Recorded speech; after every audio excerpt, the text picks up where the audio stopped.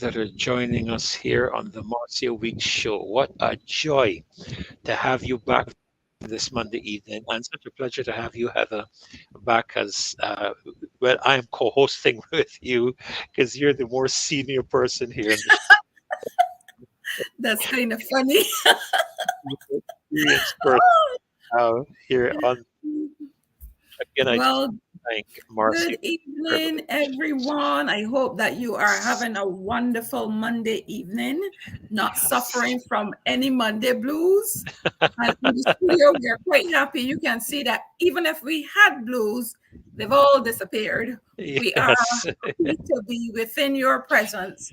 yes, You've been a wonderful audience throughout the entire life of these presentations on the government of Barbados and the issues that are affecting the people.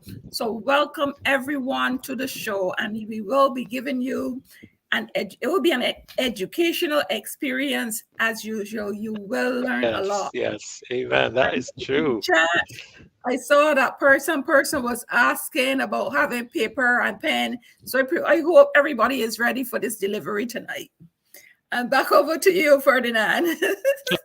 Session. Good We're here to have Queen. fun and Yes, good learn. evening, CG and Natasha and Wayne Austin. And as they come on board, just share as well. Don't just come on Yes, board and keep it to share. yourself. It's out there on your social media platforms, your Facebooks, and I'm learning all of these terms, Heather. What YouTube, Facebook, Twitter?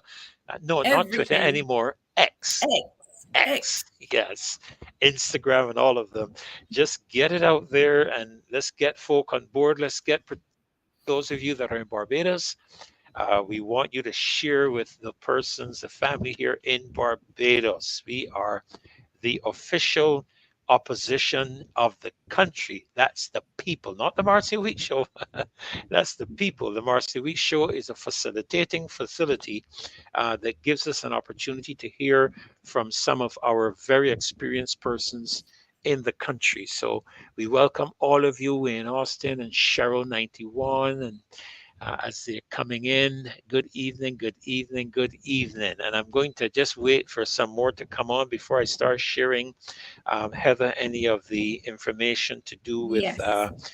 the ads and some information that Marcy has asked me to share for tonight. Carrie Fit Wilkinson, And good evening to you.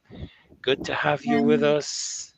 can people drop in the chat where they are from? It would be interesting That to would know. be nice too. Yes, Janet. I Yeah. see what I can. I know where Janet is currently located.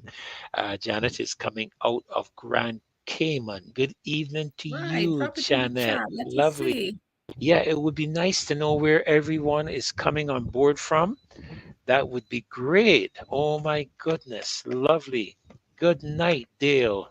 Wonderful to have you, Diane Rogers. Okay. Diane is from Oxford, Oxford in in Connecticut. Connecticut. Sherry is in Cheryl is in Barbados. Barbados. Yes. All Mhm. right. Let's keep it going. Keep it going. True. We Let's love keep to it hear. going. Yeah, love to Keep hear where it you're going. joining us from. Right. We want to know Yes. where the members of the opposition are located. Yes, We're coming strong, absolutely. full force and full force. Yes. Everton is in the house in Yes, he's Fulton in Hunt. St. Philip, And Carrie Fit Wilkinson, beautiful, beautiful Barbados. Yes. Barbados, gem of the Jeanette is Caribbean Sea. Oh, yes. Jeanette is in the Grand Cayman. Yes. Okay. Been living Well, in we Grand have 118 18. persons in attendance so far. So Yeah. please share so that we can push the video into the algorithm so that many more people can see us. Okay, great. And I just saw from Maryland, Pauline Yes, Maynard Pauline from Maryland. Maynard is from Maryland. Wow. Welcome, From Pauline. Good to have you Barbados. with us. Oh, wow. Looking forward to. Sonia is in St. Philip. Yes. Yes. Keep it coming. Keep Um, it coming. keep it coming. We can read away. And there is one thing that I want to say. A few days ago, I did share, I think it was the part of um the the march that was held on Saturday in one chat. I think it was on Facebook. Uh-huh. And some lady responded that we are the fake opposition. I responded to her that she is in denial. But Oh, dear. technically, if you oppose something, you are in opposition and you can't be fake. You I think can't. they're So too. I there's think no fake opposition. they're too familiar with fake news and the Exactly. mainstream media, which is, we know news and miss. We all know that. That's a proven fact now. Um, Fake opposition. Well, we'll see. I think we'll see in the next general election how fake we are. You might be Exactly. surprised. All right. Pawtucket in Rhode Rhode Island. Island, Wow. right? That's where Hi, Adrian Adrian. Good is. to have you with us tonight. Good night, everyone. We have Yes, that's right. 135 people and it's Yes. growing.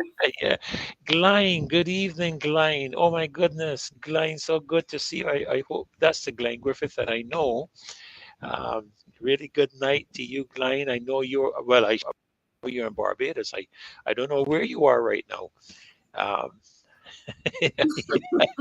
all right, Adrian. All right, Adrian. We'll share the joke. Oh, dearie. Oh, goodness gracious.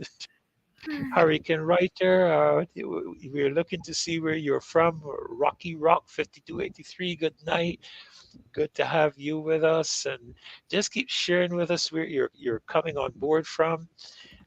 Wow, Mystic Angel. That sounds, Heather, like that one is heaven. That's one. Heavenly anointed, Mr. Yes. Angel.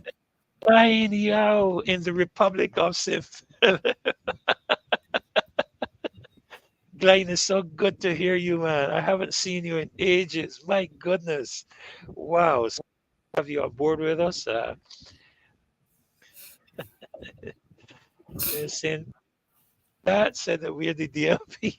Not that one. Yeah, Patrick King said that we're the DLP. I tell you, we hear all kinds.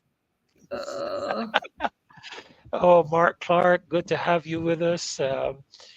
Wow, wow, great, great. Up to 165. Keep it going, keep it going. okay. Wonderful. We will have Caswell in the house in a moment. We know he's backstage. They're getting himself He's ready. preparing. Yes, he's Yeah. getting ready. So we're looking forward to a great time tonight indeed. Um, As said, I hope you have your pad and pencils and paper out. This class and will shortly be in. yeah, Mystic, don't. Ferdinand, Yeah, sure. Ferdinand, can you give us a quick recap on what the march? Did you attend the march, first of all? Yes, I did. Tell us quickly what happened. Well, it was tremendous. What can I say? We started out from Kensington, and what happens, Heather, is that we always tend to start out with almost like a handful of people, but by the time we get to Cheapside, you look back and you see this line stretching all the way back to Fontebelle. And myself and Kimar shared, spoke. Devita, an attorney at law, she spoke with regards to the child bill. I spoke concerning the World Health Organization's resolution that they're trying to get pushed through the United Nations to take over the sovereignty of every single country in the next planned pandemic, which Mr. Gates is already talking about. And then, of course, Kimar shared on the I will leave it for him to talk about tonight on the filth. I'll just leave it on the filth. Um, Okay. Things, Caswell also on a number of issues. Of course, all of us, I think, touched on the Springer Memorial, Springer School debacle. All of us touched there, but it was tremendous. Every time we get into Bridgetown, you get to the top of Bridgetown where Chafette is, up by where the old Nelson statue used to be. And I look back and I see the crowd stretching all the way back down by the DaCosta Mall. Wow. It's amazing. It builds, and we are finding an increasing number of people getting out. There are a lot of people too who, as we go along. Um, and it was a tremendous, tremendous day. And the is, Heather, we have such great weather for every single one of the marches, and we thank God for that. Amen. We can see that there's a system that would like to threaten us, but it's not going to be of any threat to Barbados, because we know how to take charge of those things. Because according to the good book, we are supposed to be in charge on the earth, not the weather, and not the United States. We are the ones who can. Oh dear me, Petro. Oh dear, I saw what's her name again? That Mystic Angel says she was in heaven, but she says it's pure hell in Bim. Oh my dear. Oh, mystic. It's not all that bad here, but we still have God blessed us still with sunshine. I know it's hot, and maybe that's why you're saying that. Oh dear me, it is hot. It is hot, and All right. you know, Thank you for that. And you can bring Caswell and welcome him onto the show. we want to welcome Mr. Caswell Franklin on the floor tonight. And before he comes, we just want to let you all know that we're very thankful for the contributions that you have made over the time that have helped Rochelle Lane. That was the lady that fell into the well. We are able to tell you that a lot of therapeutic you're giving, she's been able to kickstart her business again. So we really want to say thanks to you all for supporting the movement, and thank you too for you've given that we could have held the last session. And we just like you to know, have an interest in continuing or supporting or contributing to the movement, that you can do so weeks at You are 7,000. going out and in. You're going in and out. Okay, that may be my maybe my that may be my It's good now. internet. It's good. Okay, good. If you're interested in making a contribution, you can do so at 237,000. That's Marcia Weeks. 2367000. You can give her a call. You can WhatsApp her, and she will give you the details relative to any contributions that you would like to make. We'll be ad for the Roadside Parliament that's going to be coming up on the 22nd of October, and I'll be putting a flyer up for you, 3 cards to that in just a little while. So we want to welcome you, Cal, for your nice 3 card on. Okay, just making sure audio is settled. Can just settle in there, everything all settled in and everything. Good evening, sir. Welcome. Good to have you. Good to have you. Yes, good evening, and it's good to be here. Good evening, Yes. I Caswell. I I expect that we will have, despite not having Marcia, that I know we will have a good show. Yeah, We Yes, will. we're going to have a good show, but it's always nice when Marcia is in the house. trust me, I can Yes, tell you, yes. So we're nobody looking forward nobody to. can do it. Nobody can do it like Marcia. Oh no, It's her Marcia show. It's is her her show. show, my friend. Let me It's tell her you that show. her show. That's for sure. So we want to give you as much time as possible, Caswell. We know there are a number of things on your heart and on your. We just want to interact with you and you with us as we go through the next few minutes. So platform is yours, sir. Take it away. Share what I'm almost tempted to say, share what God has put on your heart. Yeah, well, I'm Can grateful. you, This, Caswell? Okay, good. You're good now. Yeah, the image. Yeah, You can we were see your seeing too face much of your now. chest, yeah, and you know what you keep saying all the time about your age. But anyhow, we just leave that right there. um, what I want to talk about tonight is pensions. Over the last few months, I think we started these sessions dealing with the national insurance pensions and the public service pension. And I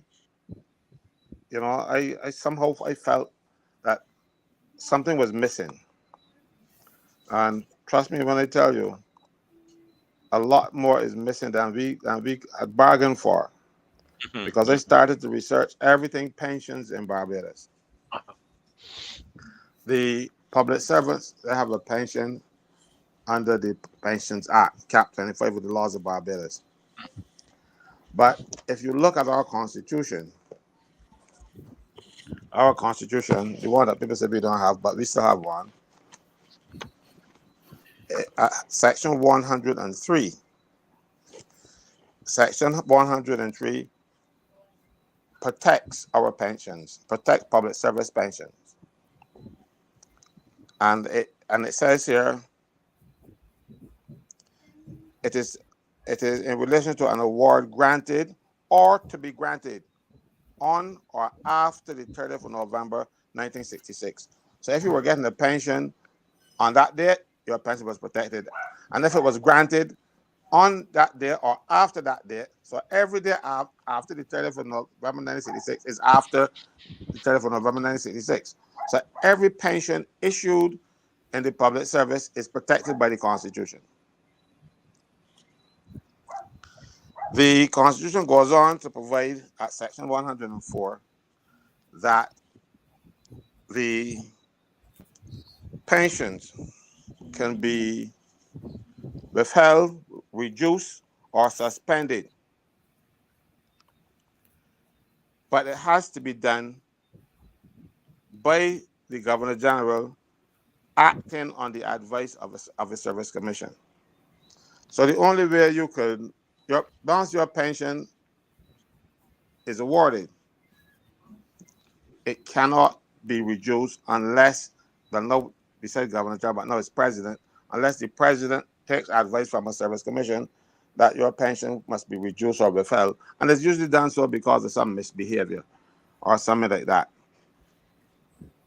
So just take pensions. Constitution says, good, they're protected, nobody can trouble your pensions.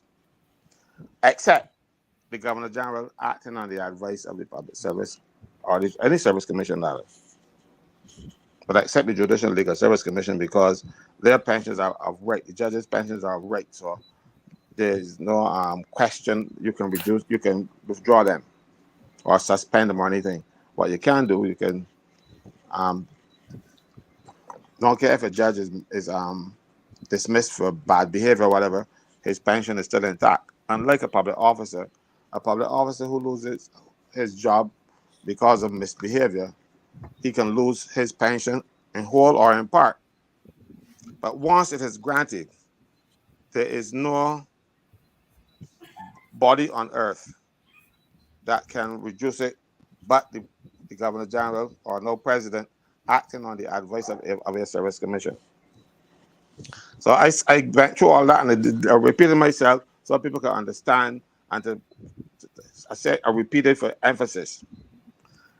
However, in 1975, the government of the day passed a piece of legislation called the Pensions Miscellaneous Provisions Act, 1975-31.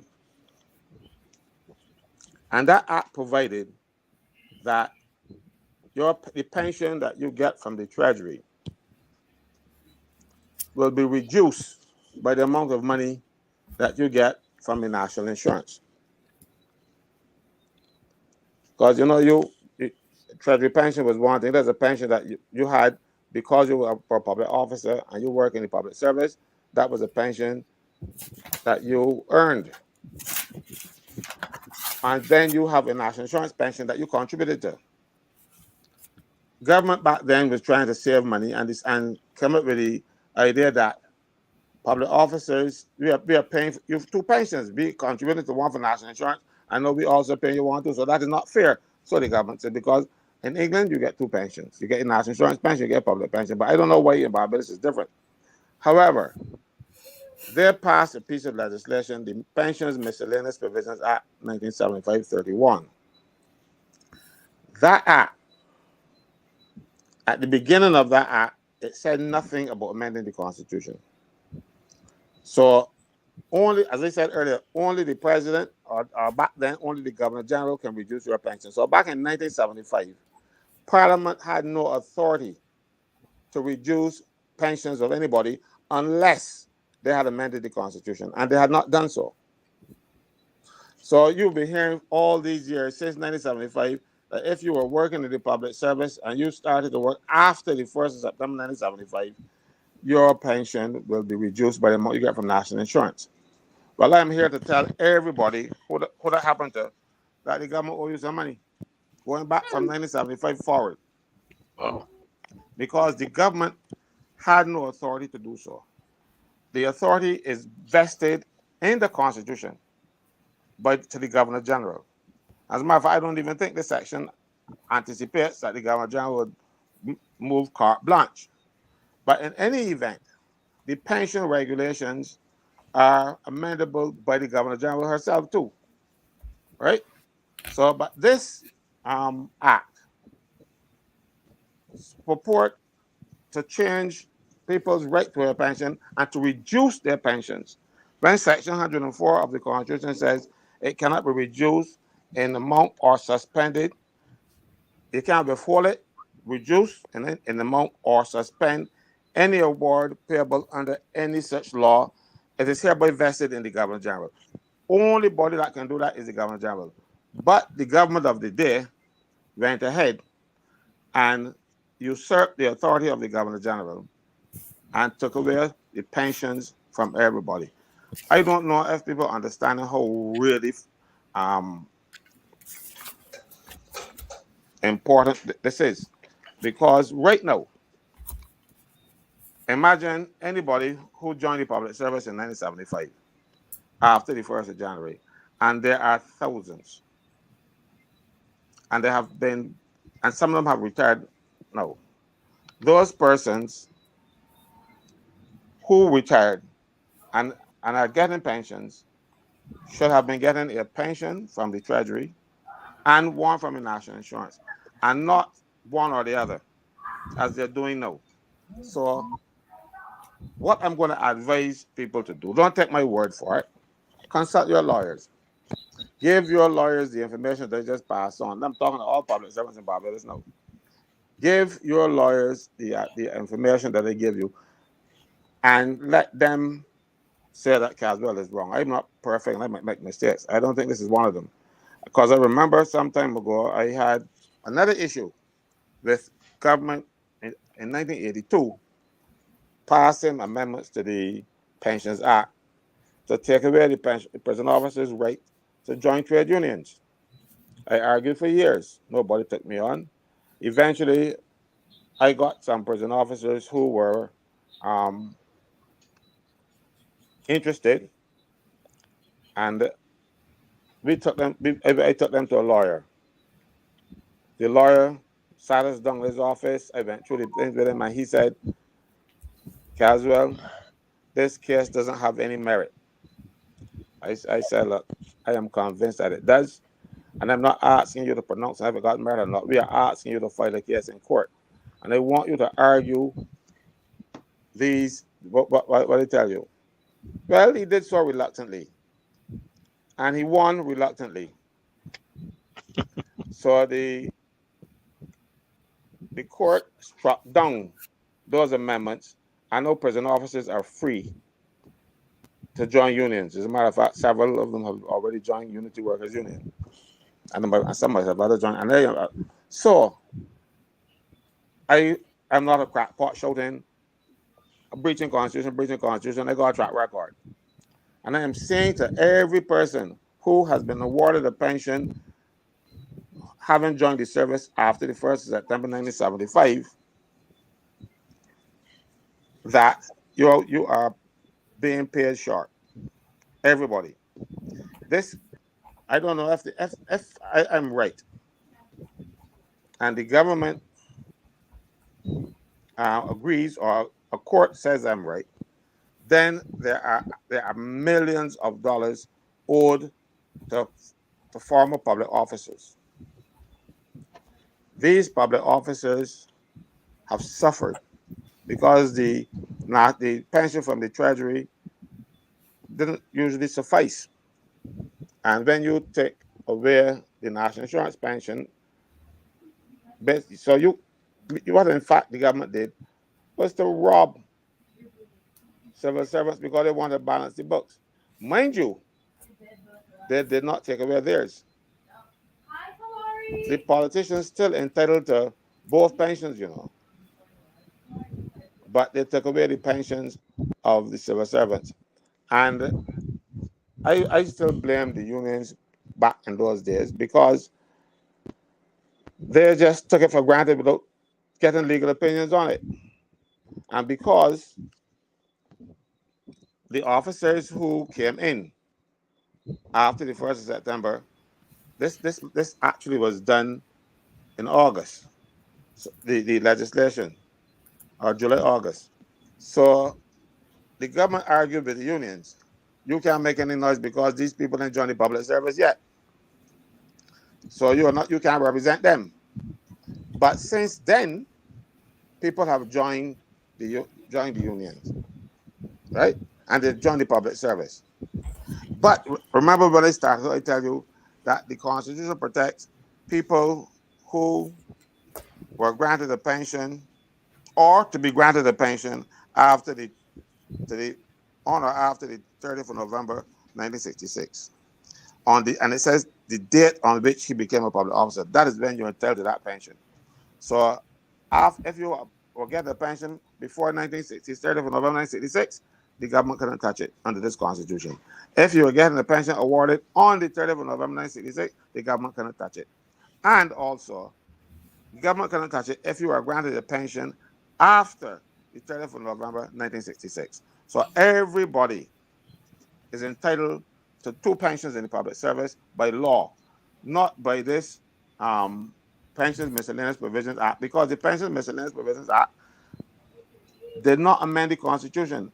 Every piece of legislation that amends the Constitution, it says so at the beginning. It says that it says it's amended in accordance with Section 49. This legislation is proposing in accordance with Section 49 of the Constitution, which means that they got to get a two-thirds majority in both houses. This legislation, ordinary legislation, just says enacted by the Parliament of Barbados as follows, and then it tells you that.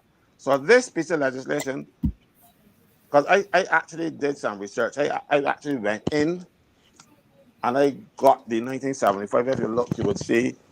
I don't know if you can see it from my iPad here because at the top you'll see the 1975. Like, this is the original thing. This is an amended version.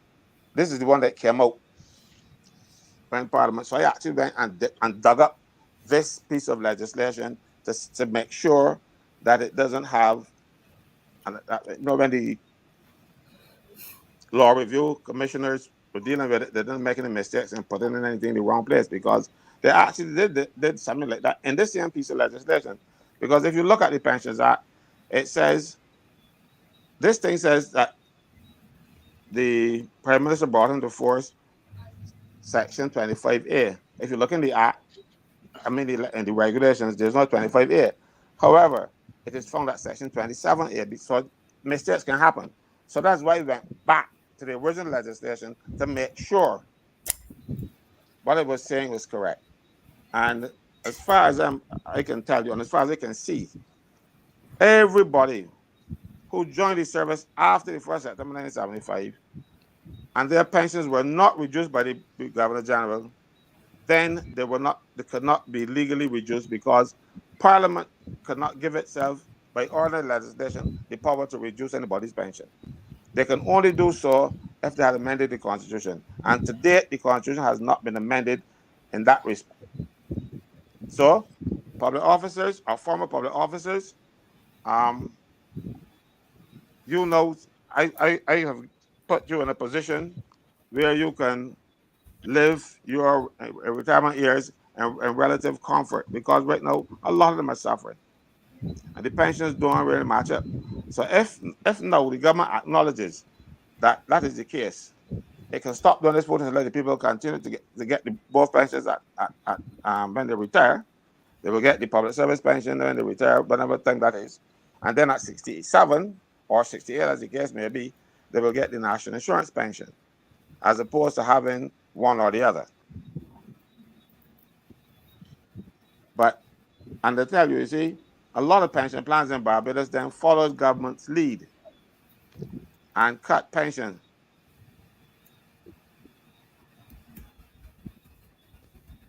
Somebody asked, what about persons who work with the school meals from the 1st of September 1975, are they entitled to two pensions? The it, it depends if you were working as a casual employee or a public employee or a public officer. I can't answer that by just by the information that you've given me here. There are several types of public office, public employees. You have the public employee. You have you had then there's you also had casual employees, and you had public officers who were the people appointed by the governor general. So, but if you were a public officer and you became a public officer after the 1st of September 1975, this legislation erroneously took away one of your pensions and without any legal authority to do so. Now, I am hopeful that somebody will challenge it in court. I am not a public officer. I'm not entitled to a public service pension, so I am not one of those persons who will benefit.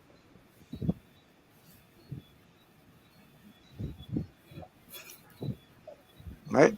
So what this person must do, and I'm not a lawyer, so you can't come to me to get me to file a case for you.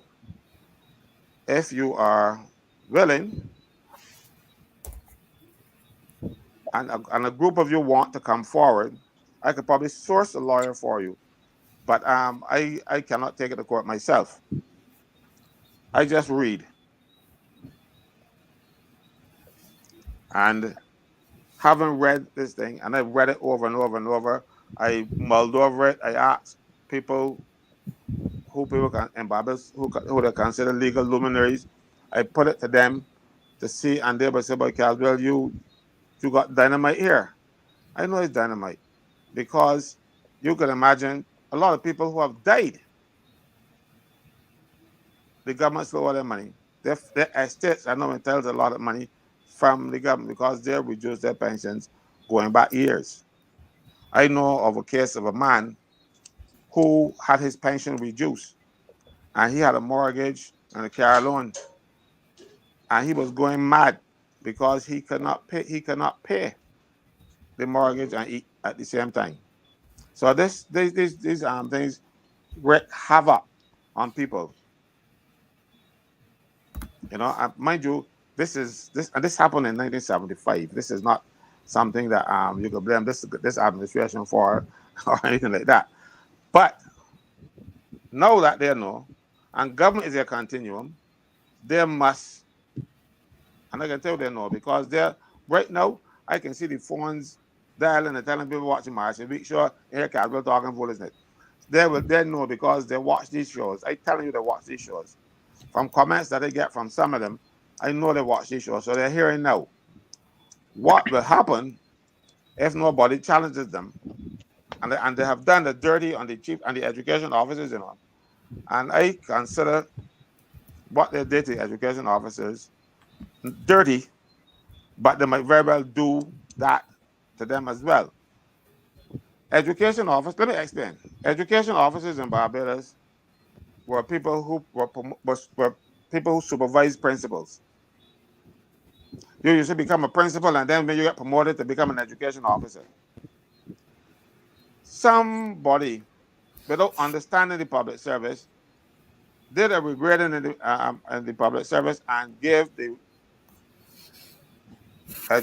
principals of secondary schools more money than the education officers. But money, salary, determines seniority in the first regarding public service. If I make more money than you, I am senior to you.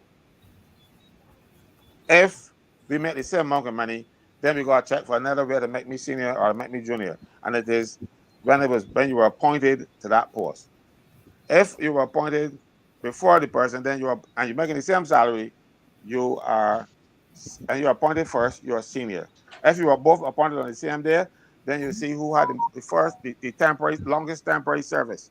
And they go back and back and back in order to determine determine seniority. So seniority is important. So when they paid principals more money, education officers, some principals, one in particular, told them, do not come in my school. You cannot give me any instructions. I'm senior to you. So the whole system collapsed. And government, with its stupidity, rather than fix it and restore the education officers, they let it stay. And then now we have principals.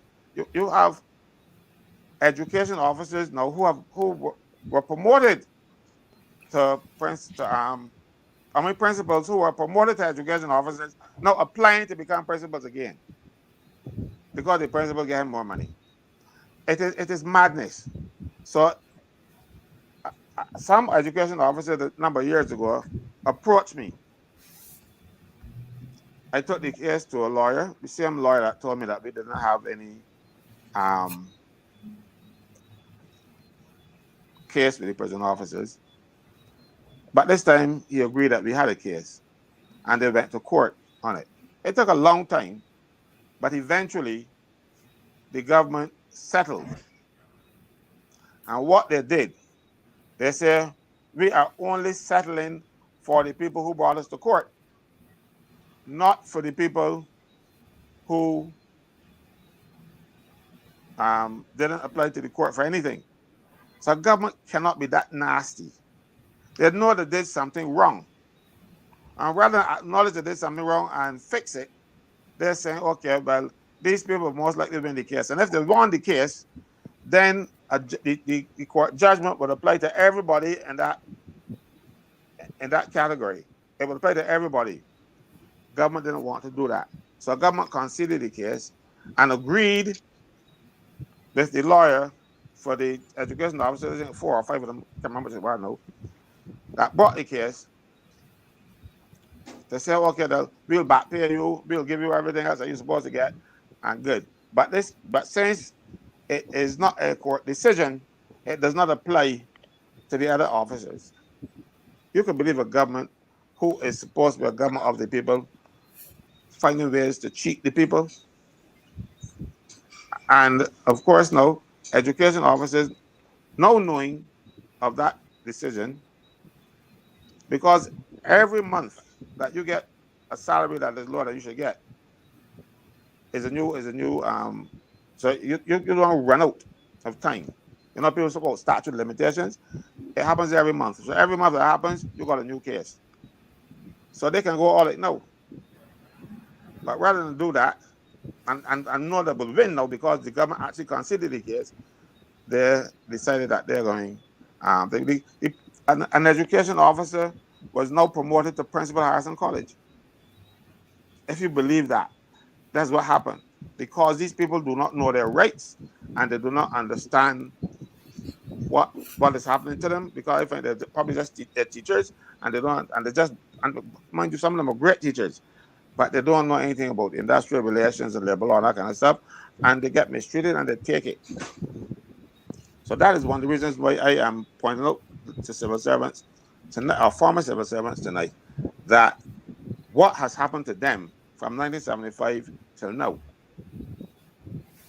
is horrendous, and nobody had checked for them before. But I checked because when the government started messing with pensions, I started to investigate everything pensions to make sure that these people will get treated better.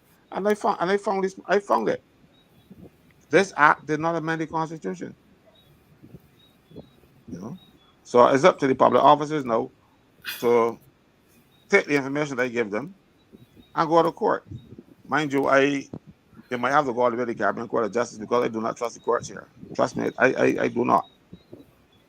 But that's the only way you can go. In order to get a case before the Caribbean Court of Justice, you have to go High Court, Court of Appeal, then Caribbean Court of Justice. That is the only way you can go. Now, if the court agree with you up front, I would be happy, surprised, but happy. But they cannot deny the fact that this act, the Pension and Miscellaneous Provisions Act of 1975, took away the power from the Governor General to reduce pensions. And in order to do so, you would have to have a constitutional amendment, and there was no constitutional amendment. So they could have gotten the governor general to do so. They didn't. They passed legislation in Parliament, and then the Right Excellent Errol Barrow, he published an order bringing into force on the 1st of September 1975. So that was the issue I had holding for the last few weeks, a couple of days now. I wanted public officers to be aware, and I'm sure that by now some of them should be calling their lawyers. If You they know, need more information, I will give it to them. They can. I saw a comment in the chat just now, Castle, about a class action lawsuit, but I don't think I'm not a lawyer by any stretch of the imagination, but I remember this matter I raised with an attorney as it related to the vaccinations. Sorry, not the vaccinations. We can't use that word, right? The joke. Um, as a result of the amount of people who suffered from the joke, a class action lawsuit. And I was advised that there's no provision in our legislation in Barbados for it. But certainly in terms of what you're sharing with us, the thing is that Barbadians have been very trusting of their government down through the years, but I believe the pandemic has done a lot to erode that trust, because we now know a number of things were foisted upon us that were wrong, they were erroneous, they were dangerous, they were detrimental to us. And all around the world, people have simply lost trust in their government. And so today, I think is a very a good environment for us to challenge and question these matters that you're raising.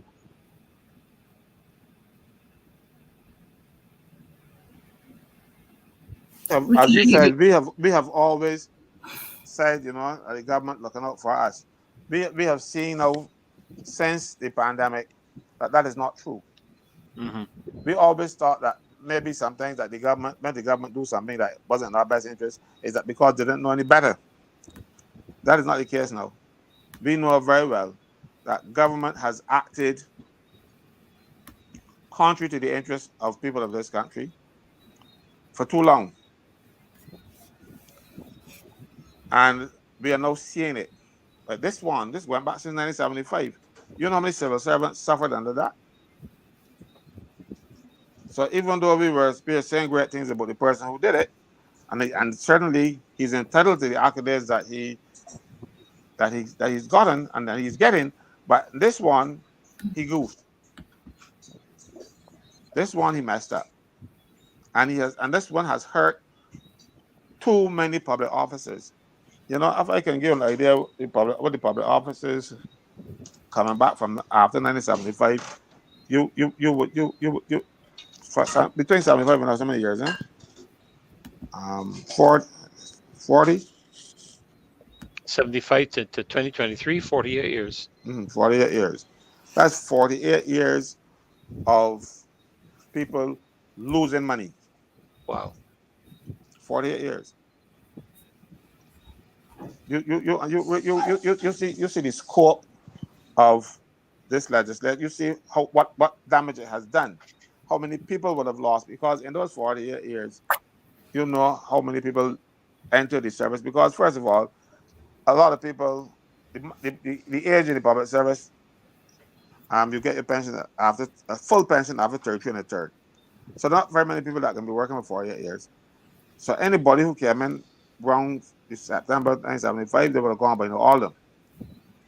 So all of them would have lost pensions. And then sometimes, because some people came in late, so they didn't serve the whole time, some would have served 20, some would have served 15, some would have served just 10. So all of those people would have lost their pensions or lost their right to a pension. And I remember, because I had a friend who lived in England. He went there to work on the buses, the time when England was not emerging from the war and trying to get people, and so they were getting West Indians to do the jobs that the English didn't want. And a lot of West Indians went up there and worked as bus conductors and all that kind of thing.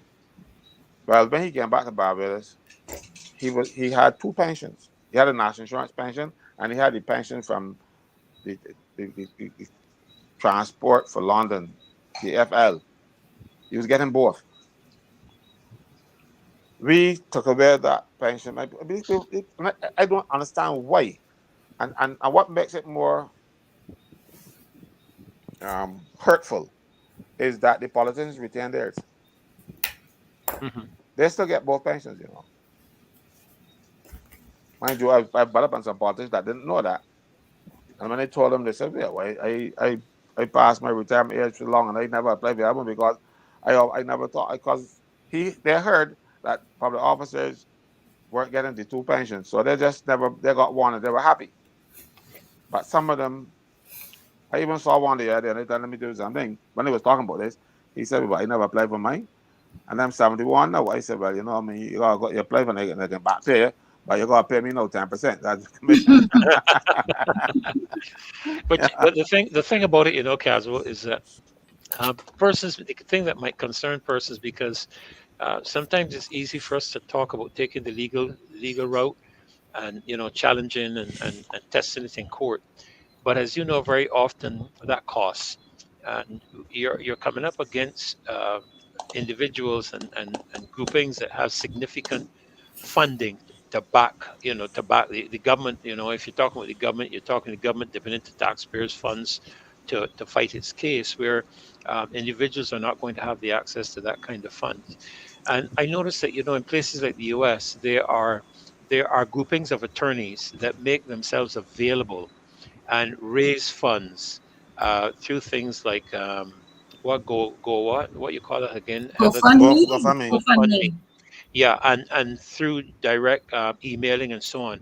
I wonder if there's any opportunity for us to be able to get I hope I'm using the word, a grouping or cadre of attorneys who would be prepared to represent the people, and if they would be prepared to come together with the people, whether they meet in a facility or whatever, and take on this matter for them. If what you're saying is so, then certainly it is something that needs to be tested in the court of law, because if the Constitution makes the provisions you've made and changes have been done without following the process, then could we say that the matter is currently illegal?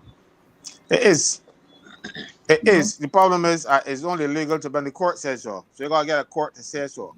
You Hmm. know, and the courts can only say it's unconstitutional. Rather, only the courts can say that. I can say that, but it doesn't. That does not give it any weight. Right, right. So I was saying for years, since in the 1980s, that the prison amendments were unconstitutional, and everybody was talking foolishness until Justice Cecil McCarthy struck them down. He struck them down. I think it's earlier this year or last year, or late last year. I can't remember exactly when, but that was since 90, from that, and those things happened in 1982. So any legislation, once the courts can listen to an argument and the argument is sound, the court can strike it down.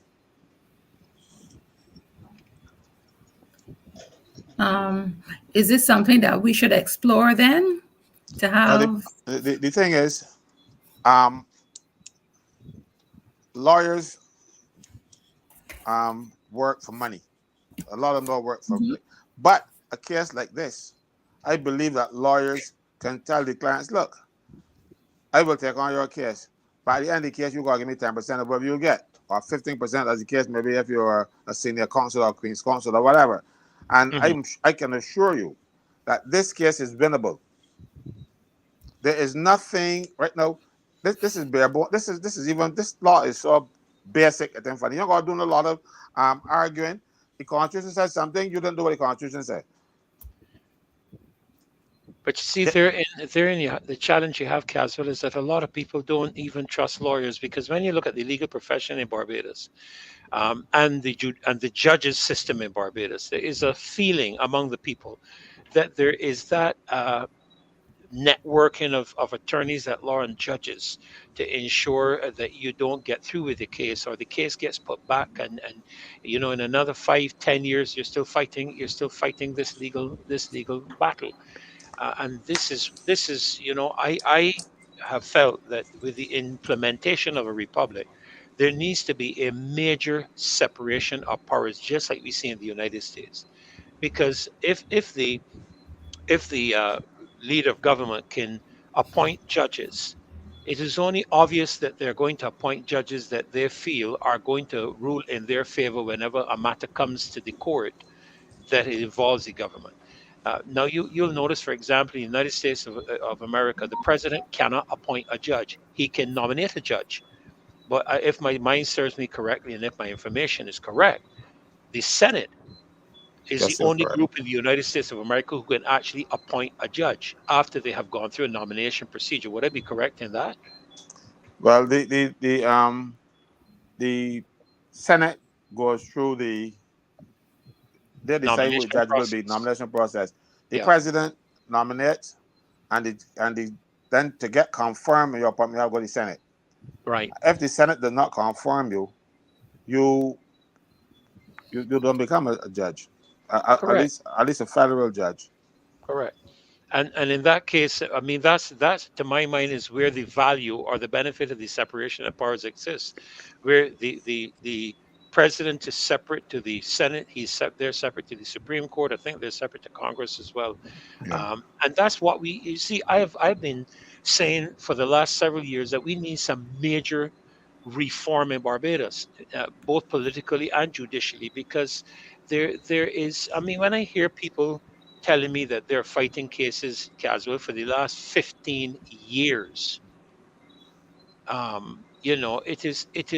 it is absolutely ludicrous to even think that that is the case.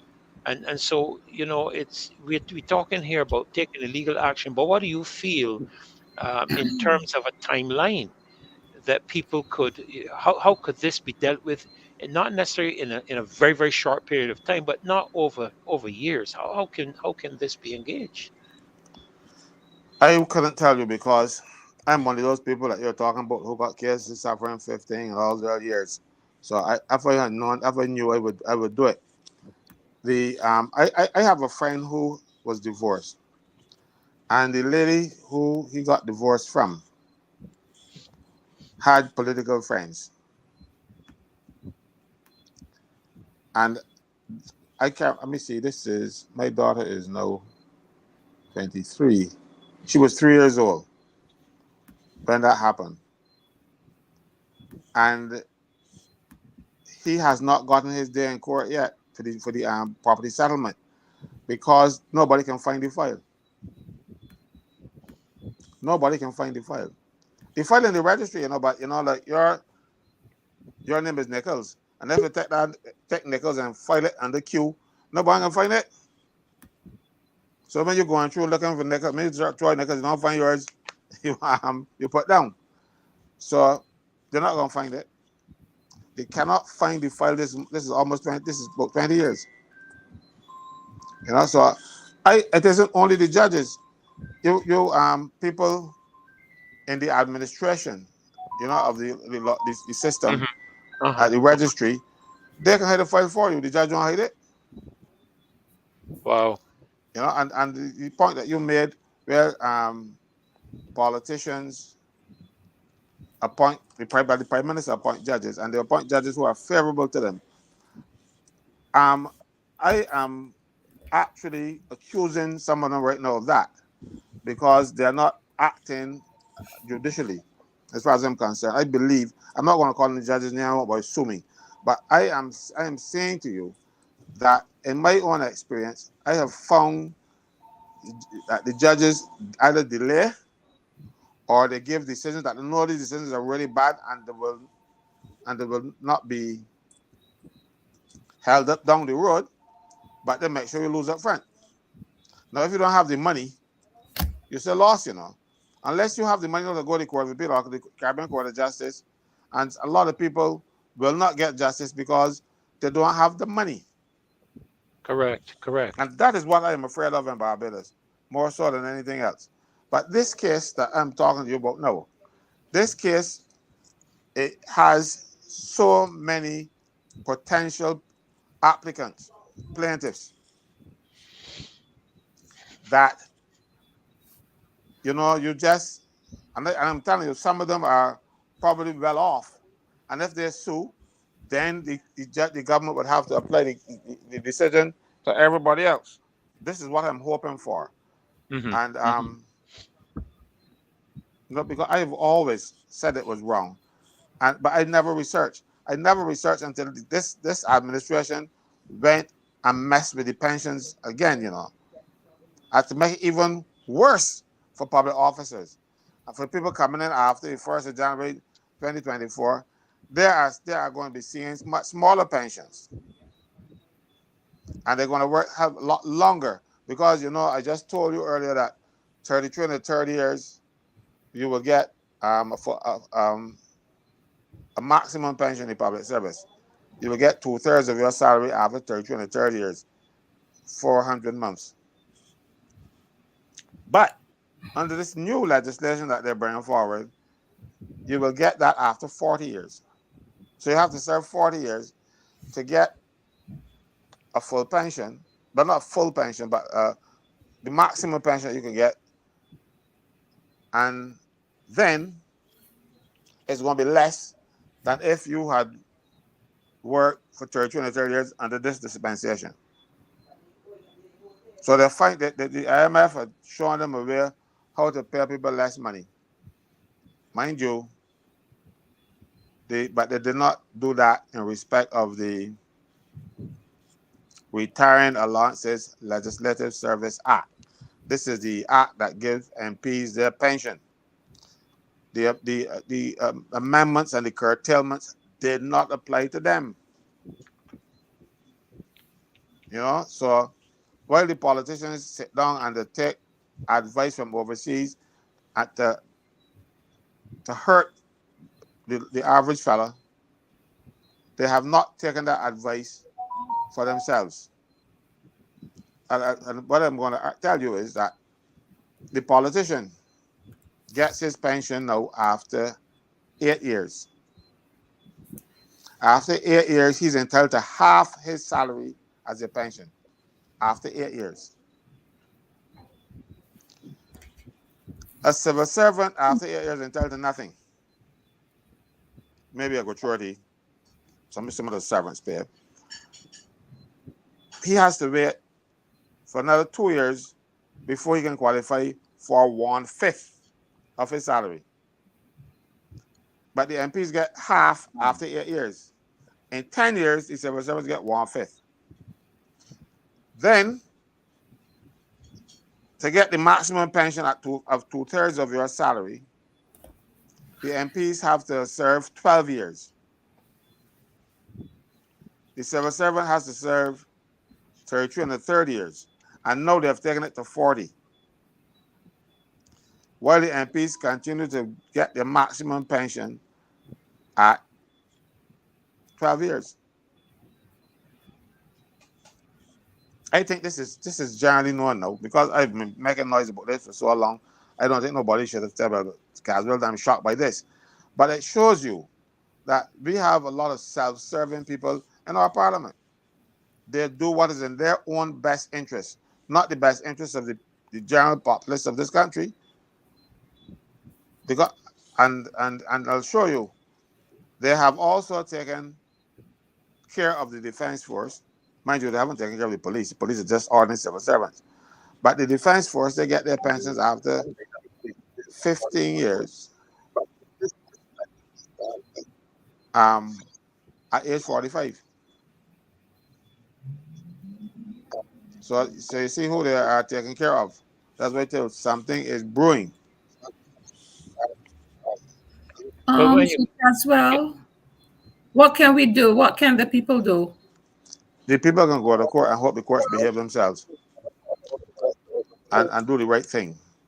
Because So if they don't do so, you can obviously work all the way through the courts to get the Caribbean Court of Justice. Even though I might have a problem with them too, because I have seen a situation where they multiply 2 by 2 and get 3. And I pointed out to them and they didn't fix it. I wrote to them. there's an We echo. getting some feedback. There's an echo. We getting some feedback. Now check with Dave, see if he can help you because it sounds a bit distorted. Now check with Dave, see if he can help you because it sounds a bit distorted.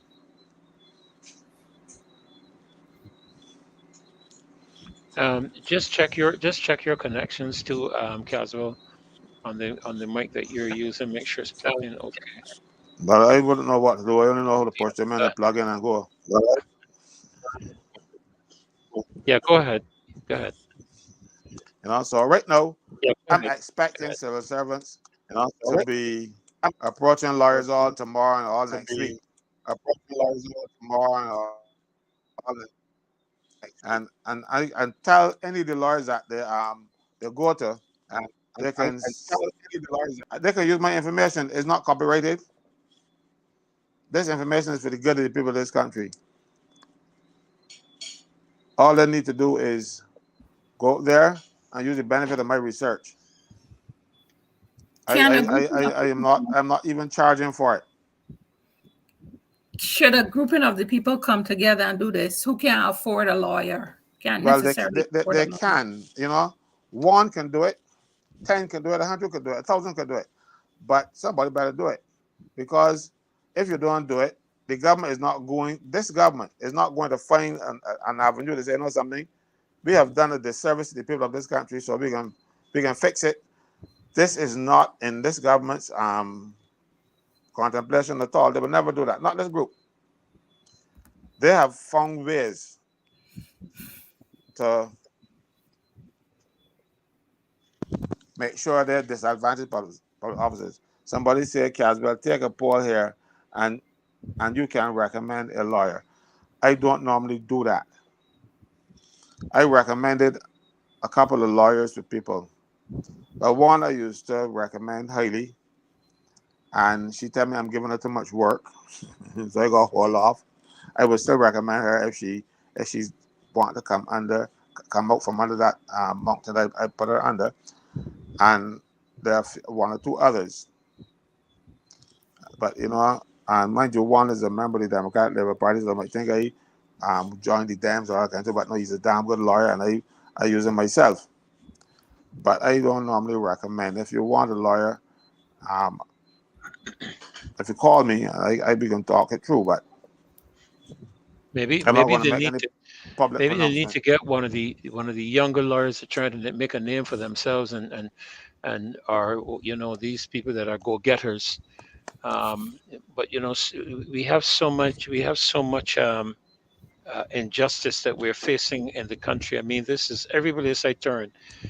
This is what I'm hearing off in the mouth of people, and the thing is that we're looking for solutions, but very often the solutions lie within the same parameters of the environment that has given us the problems. you know, our legal system is not likely to change. The political system, we're trying to get that change, and I guess that through the constitution we can recommend. But Kazul, I must tell you that listening to the statement or words of a member of parliament that recently um, criticized those of us who were looking at the child protection bill, telling us that it was foolishness and we were trying to hijack the bill. What I understood is that the comment he made was that regardless of what the people say, the government is going to go ahead and pass the bill anyhow, and more likely than not, as it is. So, you're left to wonder, how are you going to break through with the system that we have had here in Barbados for all these years to be able to bring justice to people in Barbados? I'll, t- I'll I disregarded that statement from the former minister. He is no longer in the cabinet. He is not part of the government. All right. People think the government is every um body in the But, house. but when you got 30 members of parliament and 28 ministers, it don't really leave. It But don't really leave you a lot of see, but no, I'm showing you is that is why they have to use him to make yeah. these kind of statements because if a minister says it be coming from the government. The government can now backtrack and say, "But that's his own personal thing." Bien said so. And they use people like that all the time. I'm going back when Tom Adams used to use Aaron Trust to make some statements, and Aaron Trust come out then Tom would disavow and say, no, that's not, he's not part of the cabinet, that's his own personal opinion. So that is what so I suspect now that he wants notice in the public, and they will do that to him, and so he likes You to see, get notice. they're in a lot of little things like this that the Barbadian public doesn't recognize the differentiation, Caswell, between the government and the parliament. If you see what I'm saying, Mm.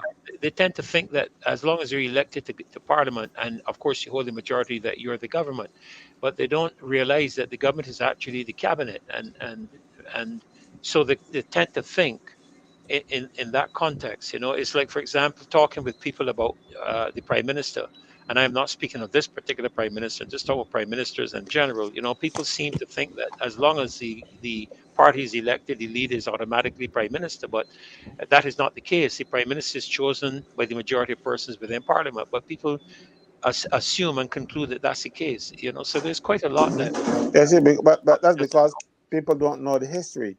Because Correct. Barrow was not the leader of the Democrat Labour Party in 1961. Hmm. Um, Branker was the leader of the Democrat Labour Party. But when they won the government, the members of that who got elected said they want Dipper. And when Barrow offered Taylor Branker a seat in the cabinet, Taylor was so angry he refused, and so they made him speaker. He would not serve under Barrow because he felt betrayed, and because he thought that he would have been the premier.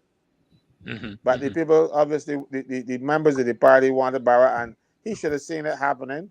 But no, he was the leader. He felt good, But after the polls closed and they won, he felt going to the governor. But that didn't work. It didn't work out like that, and he was hurt. He refused to be part of the government, and he became the speaker. So they made him speaker. So it is it is not unprecedented. The Hmm. persons who, like for instance, um, right now the Dems are fighting among each other.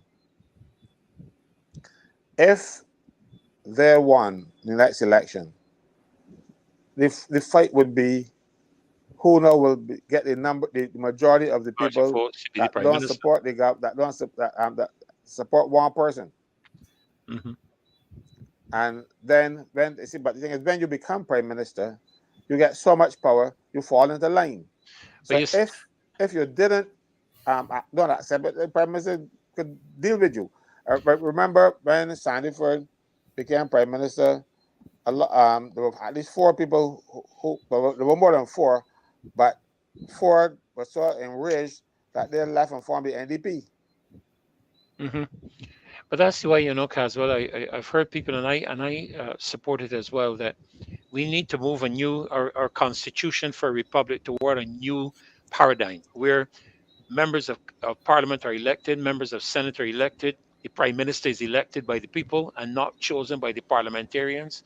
We need to move toward, and I saw somebody put something about in the chat about we don't operate by American law, but we don't. But this is a republic, and if we're going to move toward a shift, a paradigm, a transformation of the political system in Barbados, then the people, by the people, for the people, of the people, have to become a serious reality, and that would require the people choosing the parliamentarians, the people choosing the Senate, the people choosing the prime minister, the people choosing the president, and so forth. And I can just leave that there because I know we have some other areas to cover tonight. Yeah.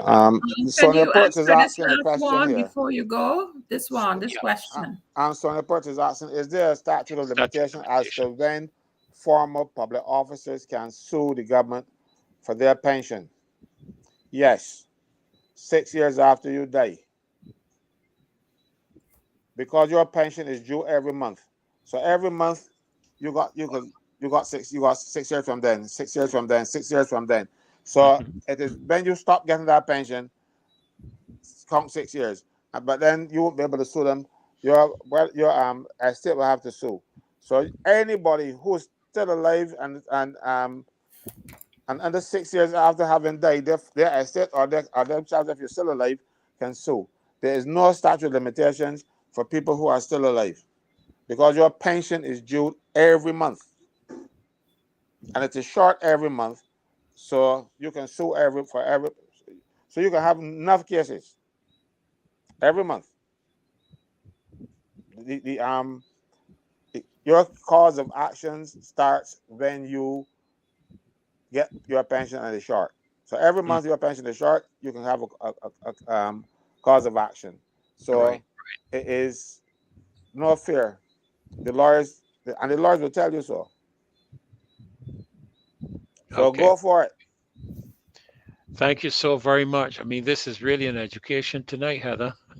Yes, very much. So everybody was silent and listening in. Yeah, I'm telling you. We learned a lot. We did. Yeah, absolutely. Well, Caswell, I mean, don't run far from us. I mean, we always like keeping you around, but because we know you always have something to contribute of value for all of us. But we want to shift into the next gear. That was the opening over. I know we don't like to talk too much about cricket these days because I didn't even realize that we are not even in the international one days. I was shocked. Anyhow. Don't let's get into that. Don't let's get into that. But opening we need over. To do our ad. We need to do our ad. Up on the screen. Dave, you can proceed. Yeah, Dave, you want to do the audio one or just this one? Time for people get up and make a organize. Time to wake up. Now them come from country and town. Kick down Jericho wall. Opposition fall in line. Politicians run and ball. One by one, brick by brick, they crumble and fall. At the voice of the Almighty, and the trumpet call. Lies and corruption, this administration. Lies and corruption, beer abomination. Lies and corruption, frustration. Lies and corruption, washing up the nation. Lies and corruption, this administration. Lies and corruption, beer abomination. Lies and corruption, frustration. Lies and corruption, washing up the nation. And those of you who would like to make a contribution, please contact the number. It is 236-7000. Yes, that is the number to make your donations. We need donations for the roadside parliament. And also, Heather, we want to encourage them to bring some food items when they're coming to that roadside parliament, because, Prime Minister said recently that we are our brother's keeper, and that I agree with. That's probably one of the few things I'm agreeing with at the moment. But we do want to encourage you to bring some food items because we want to help to look after some of the less fortunate persons that are really challenged, and also bring a chair. We can't always provide chairs for everybody, so bring a chair that you can sit in, and bring your ideas, bring your comments, bring your suggestions, and bring your complaints, because there is an interaction segment with the panel, with the presenters that are there, and you'll have an opportunity to share your ideas, to make any comments, to ask any questions, and to state your complaints. All right, so make sure you engage those aspects. Food items, bring a chair, and bring your ideas. Well, it's Caswell, thank you so much. We always are so blessed with you. I was in the meeting with you last night, and again, another education. But we want to welcome Rose Corbin. Now, I know that image that I'm looking at is definitely not Rose. I know that, and I am hoping that she's hearing me okay. I hope you all are hearing me okay, because I've been from time to time. Now that is Rose. That is Rose. I know that face. I did not know that. What you call that thing again? To tell you that avatar. I did not know that avatar. That I was just looking. Rose, welcome. So nice to have you with us again tonight. And I didn't even, Caswell, realize the educator that this lady, I can't even say was. I would have to say is. Rose, did you know my mother was an educator? Yes, and the Edmund Nichols School is named after her. Yes, I do know that. I am the child in the family that probably got the most licks from her because she kept me close to her in growing up. So, but I have good relations and good experiences with educators. So it hasn't caused me anything. But so nice to have you, and Yeah, we're looking forward to you sharing. Yeah, Caswell. yeah. But before I want to say, Rose, I Yes, got please. so many calls today complimenting you. You know, and people were saying how good you were on this thing, and they wanted you back. I said she coming over, right? You know, so people calling me and complimenting. I said you calling the wrong body. So Well, every but trust me, I don't know of anybody who did not enjoy your segment. You know, it was yes. great. It was thought provoking. I thought it was class. You calling it segment? No, I had you lifting your hand to ask, Or your class. ask questions. Every, everybody thought it was great. Well, But we got to see now if the Ministry of Education thinks so. I think might think so too, but that might otherwise. Well, I tell you, I got some of it. I couldn't get all of it, but I got some of it, and I tell you, I was just absolutely blessed. Just it was an education, but I hope you don't put us in any exams or tests. um, in this process, I want to say good evening to Good everybody, evening. Good to evening. you, the host, and it's a pleasure to be amongst you and to share with you. And we, Reverend Ferdy, I know we'll call you Brother Ferdy. Um, we are in a process of what we called last night and established as demystifying the information and the knowledge, that the information necessarily that we convert to knowledge, um, that we are receiving. So in this class, my virtual class out there, we participate. We've been getting feedback in the chat to let me know that you're actively engaged. And so we that last night we ended with only one student progressing to the Senior College of Excellence, right, Caswell? Yes. I don't know if I'll ever get there, but I'll try. Right? Yeah, Yeah. well, I'm going to try tonight too. I'm going to try tonight, even though the report card at Harson's always used to say I'd be too talkative, but I always was good in class. I was always among the top 10, even though I talked a lot. Okay, so we can expect your participation, and we look forward to this session this evening. Actually, as soon as I was finished, I got responses from America, Wow, where beautiful. persons immediately commented on the content, the level of participation, and the things that they learned, or or things that they knew before but were brought back to their recollection. And so we are making some impact out there. Not only myself, but I certainly know that my Sunday nights, Monday nights, Wednesday nights, and Friday nights, I must confess, I have given up home and garden TV. I've given up Al Jazeera. I've given up documentaries and so forth just to be in the classroom here, afforded through this medium at the Martyr Reach show. African Bridge. And so I thank you. And let me give a quick review as a good facilitator, trainer, teacher would do. On Friday night, we looked at the historical events for the education reform.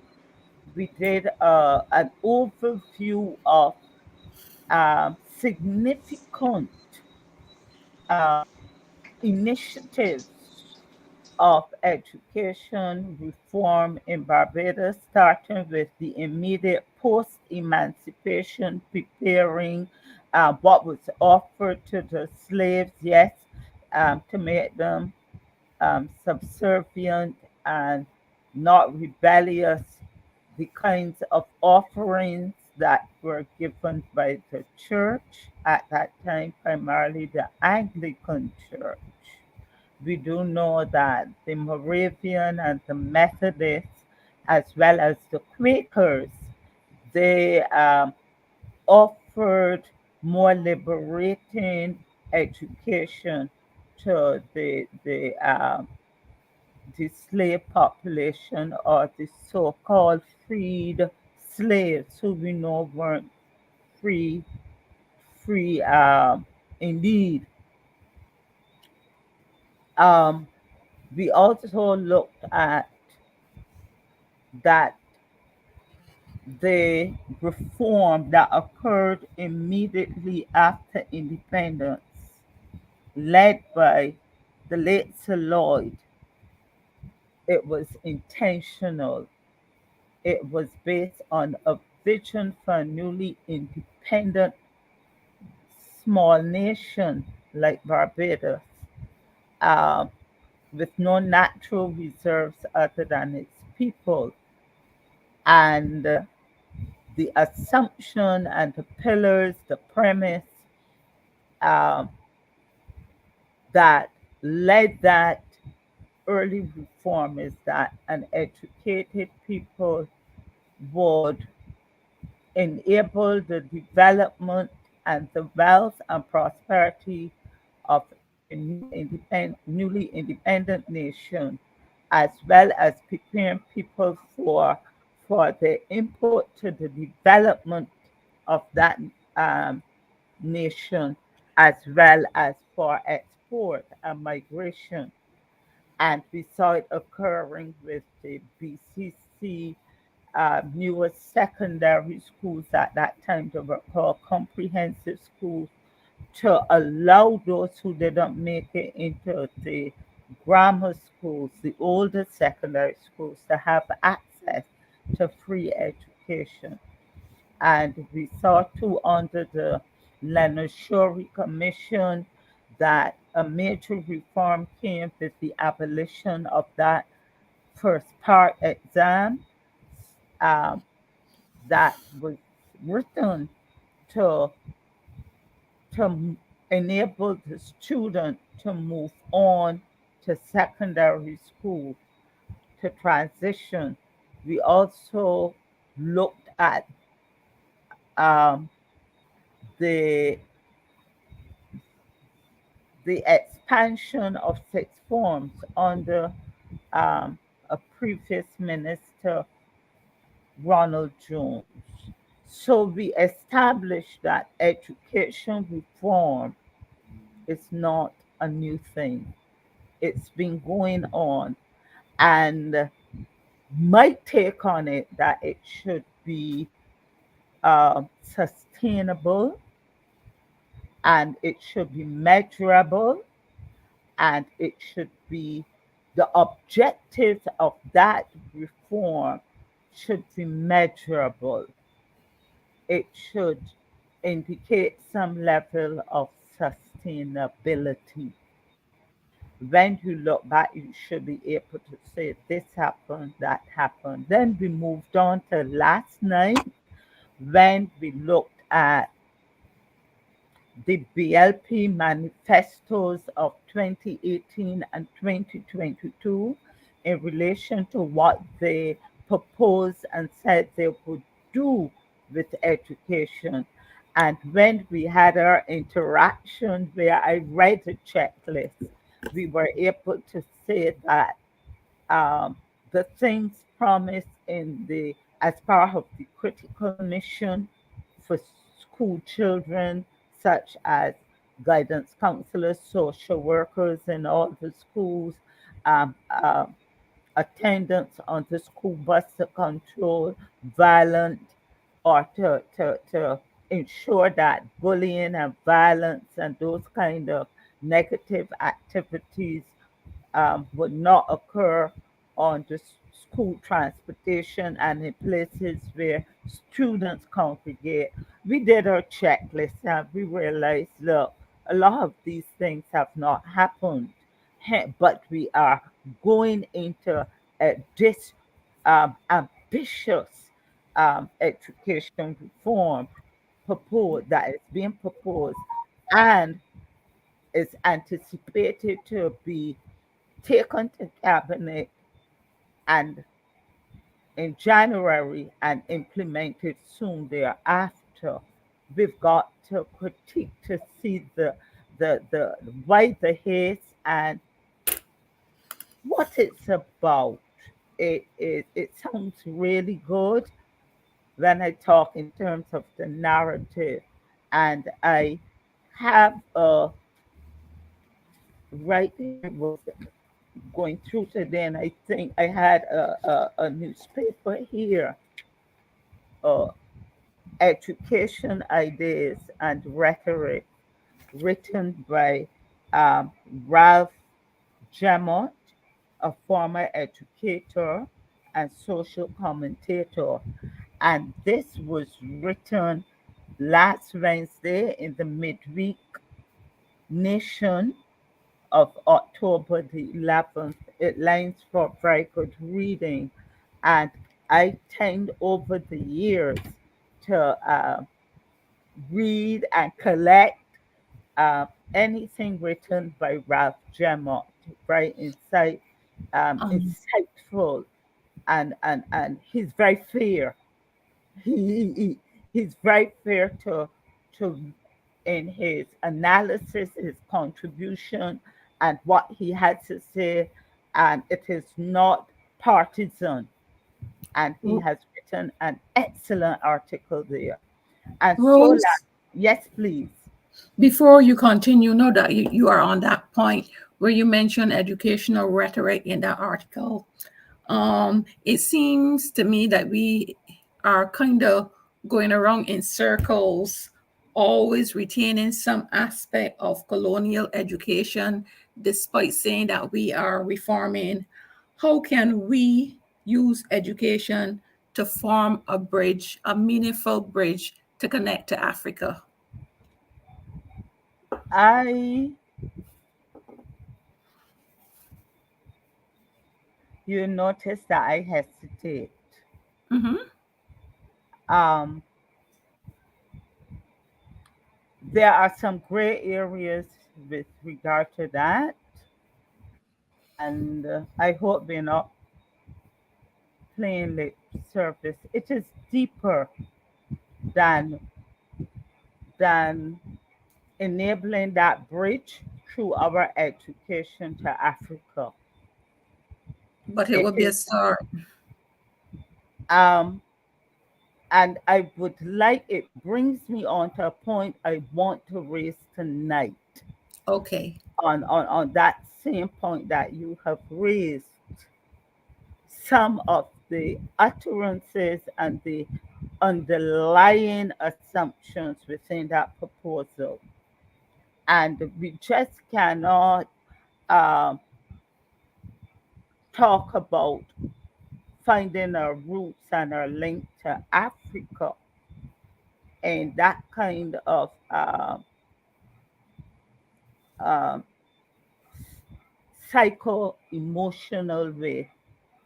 But we do have to look at it within a wider context and not paying lip service or seeking to satisfy the current the current conversation or attempting to be part of the current conversation because it sounds sexy.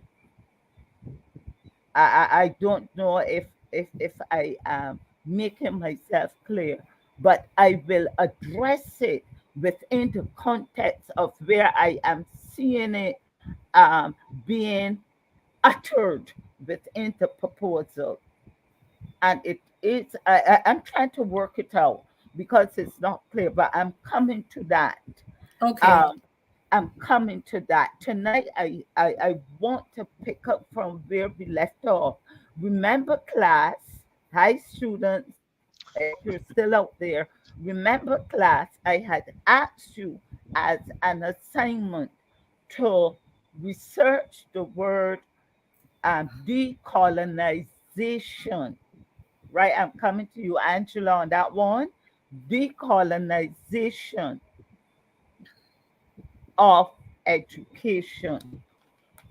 And that is one of the asides, one of the asides in the presentation. And I made a note of it immediately. What is meant by decolonization, that they are seeking to decolonize the curriculum and how education is done in Barbados through education reform. I am saying, do not play mind games with the Barbadian public or with the minds of the people. Explain to us, what do you mean by decolonizing education, decolonizing how education, teaching, and learning are done here in Barbados. And I quickly said to myself, if we are decolonizing, what what decolonizing suggests that there is something to decolonize, something to take away. The prefix D means to separate, to take away from. If we are decolonizing, what remains or what is there that we have that must be um, decolonized, that must be taken away, that must be cut off from. The notion, a couple of weeks ago, I got a message. I'm going to read it to you because they are doing some things that are not overt, that are very covert to what is being offered. And this person was in a workshop for educators, for teachers, and they sent me this message. Please allow me to please allow me here. They sent me this message. Uh, they sent me this message, and they asked me, um, do you know this person by name? A Jamaican. I researched on her. Um, she's an educator and a lecturer at universities in England. Her name is Rosemary Campbell Stevens. And the person said, I said, don't know her, but enjoy your workshop. And she, the person wrote back and said, she is here dealing with whiteness and the impact of colonialism on education, etc. I wrote back, is she doing cross culturalism in the classroom, biases such as favoritism, segregation, and marginalization practices by teachers and the system. And she said, I said, that would be interesting. That was just off my head because I was looking at it within a broader context. The person wrote back and said, she is trying to unmask the roots of our colonial education system. Roots of the system can colonize, and the person asks, can roots of the system can colonize roots deliver decolonized fruits? The person was actually confused by this kind of teacher training, this kind of orientation being introduced to them as part two in preparation for this education reform. And I started looking at what are the vestiges of colonialism in our education system. And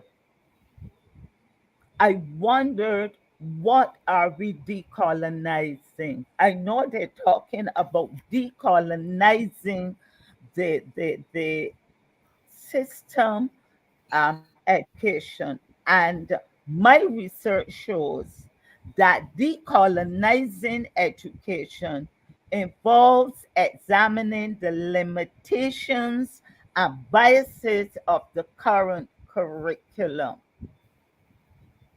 the omissions in initial teacher education and training, examining the political and societal legacies of colonialism and how they have influenced education policy. And this is a new thing to me. I don't know if I've been out of the classroom for too long, and I am not aware of these vestiges of colonialism that still exist in the classroom. I don't make sense.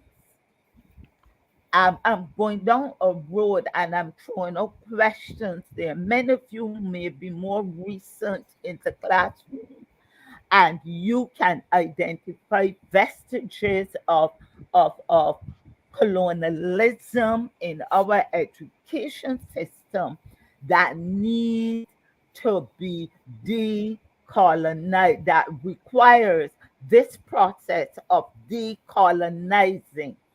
I am wondering too, hear me out, if this new thinking is being linked to this whole discussion of reparations. I don't know. But I am saying, do not shod the system, the education system, with these nuances and with these thinkings. Show us where they exist. Rose, I Yes. am I am I am wondering if persons are getting mixed up with the process of educating and teaching with the information. Because, for example, when I came up through school and we did history, I learned very little about Africa and a lot about Europe. Did a lot of European history, and the only way Africa came in was as it related to the development of European countries and so on. And as a result of that, I don't know much about Africa from a historical standpoint in Mhm. terms of the relationship that has a people in the Caribbean who would have been brought across the Middle Passage. That we learned that aspect in history. And I'm wondering if persons are mixing the two up, where they're trying to talk more about the aspect of us being educated more about our background, history, and connection with Africa, as opposed to the processes or procedures that are used in education. I'm just wondering if that may be an area where they may be getting mixed up.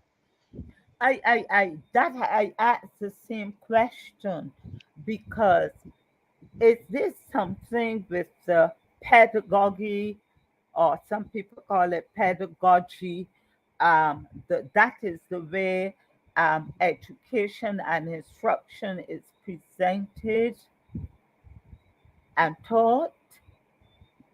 Are we using obsolete approaches? And I do not want to say that is happening because, as I would not say that it's happening, and it leads me to say we have bought into CHC, and CHC, when established, I was doing some reading, was established to address, to make the education of the CARICOM nations, those nations that are part of CARICOM. It was at the mandate of CARICOM to set up CHC as and I think it was 1972, as a response to the European, the British forms of teaching and preparing for exams and certification. Therefore, it was a way, I think I was amongst the last in around 74 or there to do that. I don't even know what to say. You would know those GCE Yeah, yeah. exams, CEO levels and A Oxford levels. and Cambridge, Yeah, the yeah, O's and the A's. You yeah, know as well, you know, Brother Ferdy. yeah. And CHC was a response to make the offerings and make the offerings More more relevant to applicable the Caribbean people. to the Caribbean people and realities and contexts. Hmm. Hence, the emphasis shifted to West Indian history. But CHC at the same time offers a standard of examining and the subsequent syllabus and curriculum and guides the curriculum, which would prepare students for the wider world, the wider and global and international world, and position them on that platform. Hence, our CHCs and KIPs are recognized in Canada and the UK as like a high school diploma. Um, they are used, as we know, for access to the universities. Someone is saying colonization in schools, such as the school uniform, hairstyle for boys that recently changed, lack of indigenous teachings about Africa in people that and people that lived in the Caribbean before slavery, and much more. I would want to say that there's greater awareness in response to that. There's greater awareness within our schools on ethnicity, race, and ethnicity, and our link to Africa and things, Africa and Pan Africanism. Over the last decade, we are seeing with African Awareness Month, etc., and there is greater exposure and opportunities for learning within that setting. We are, but they are not talking um, When I look at the introduction of the term decolonizing education and the syllabus, to me, it sounds like a sexy, popular word thrown in. Mhm. I want to know, if you are decolonizing, tell me what What? exists to be decolonized. And if you have been changing the Barbadian public all these years and the light bulb has now gone off, we need to decolonize education.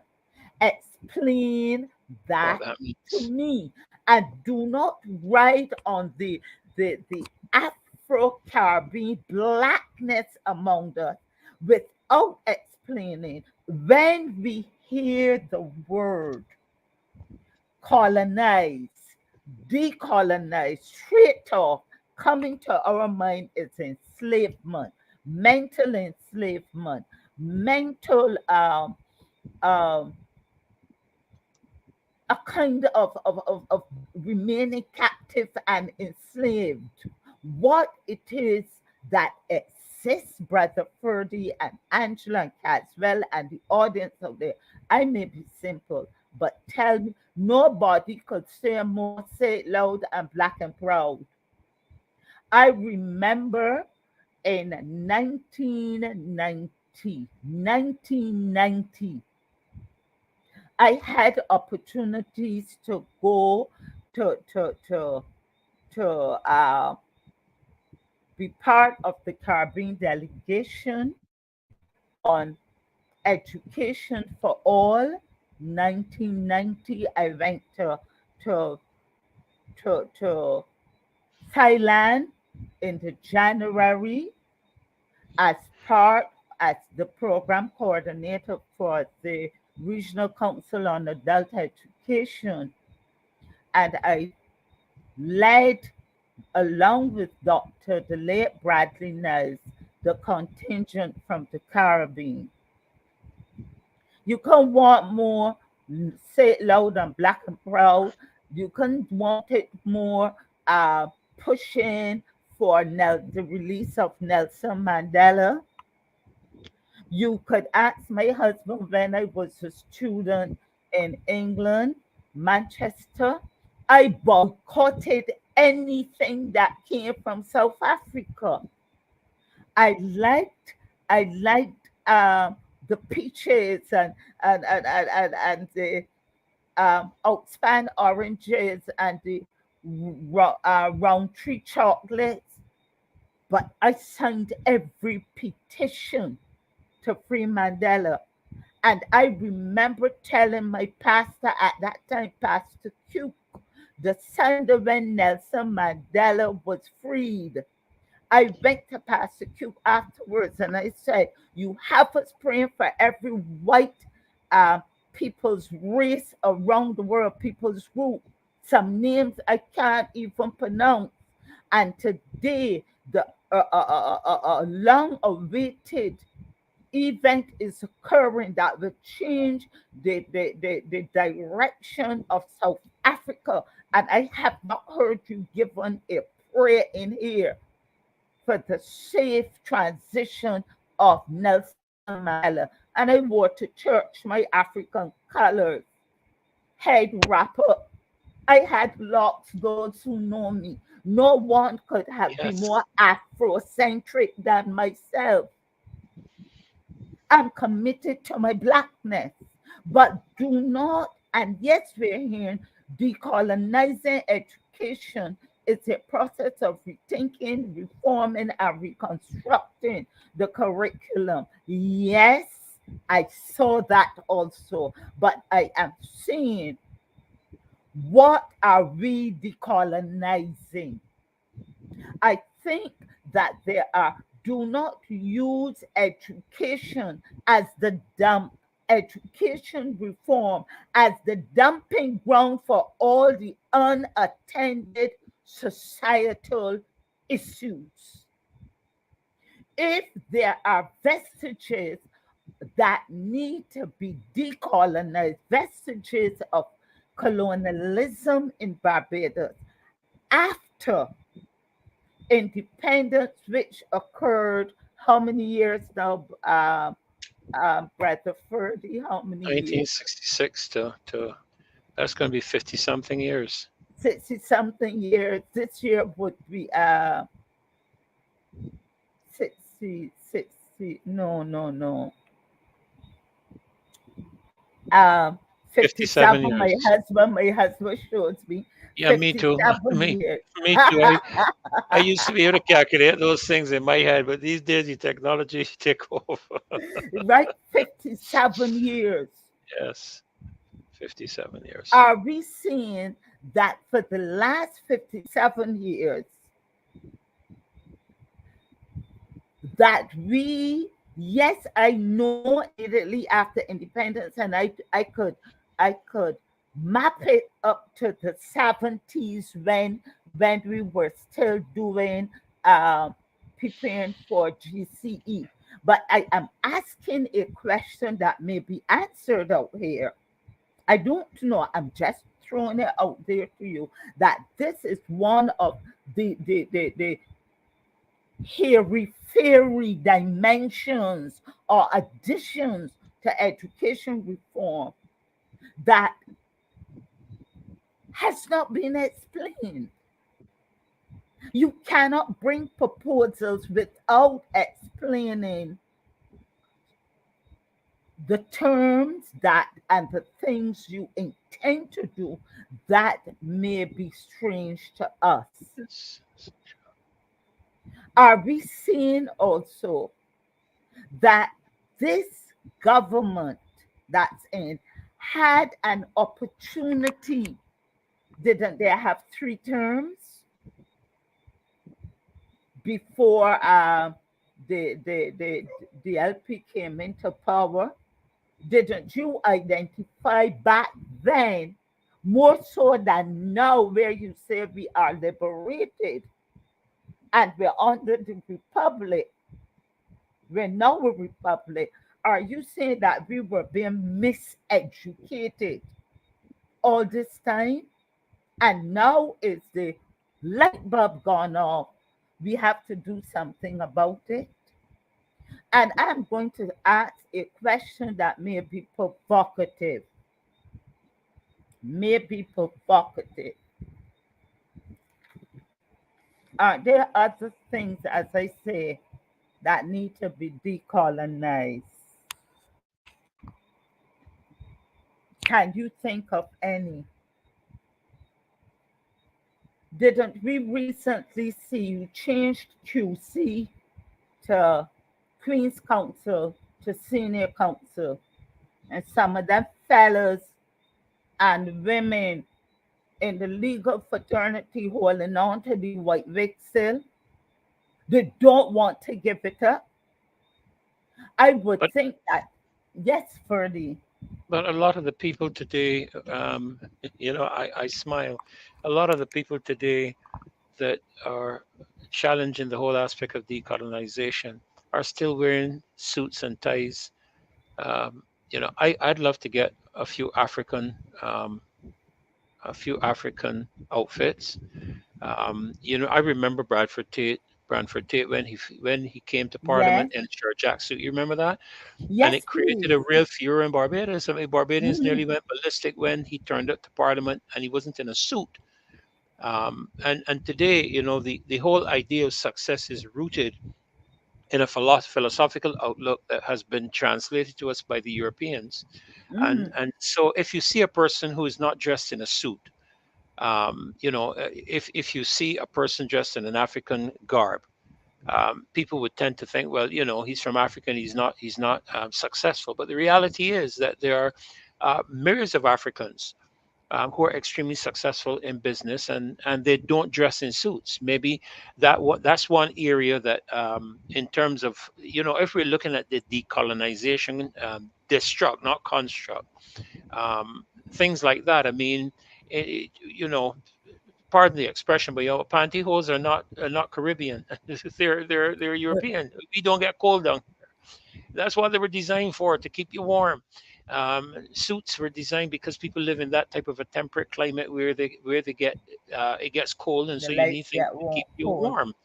But we don't have that over here. Are we going to stretch the whole aspect of decolonization to the entire? Because I saw a mention just now about uniforms. Um, United States schools, for example, and you have to pardon me because the most successful republic I have seen on the planet at the moment is the United States. I could stand to be corrected, but I don't know of a more successful, or should I say, a more clear republic. And I stand to be corrected. There may be others that I may not know about, but their schools have no uniforms. But I believe one of the things that uniforms have helped in terms of our region is to help to keep the cost down for parents when it comes to children to go to school. You only have to have a child, Rose, growing up to know how expensive it is within the Caribbean context to maintain that child in school if they didn't have uniforms. And you had to change their clothes every day, and every time they got an inch taller.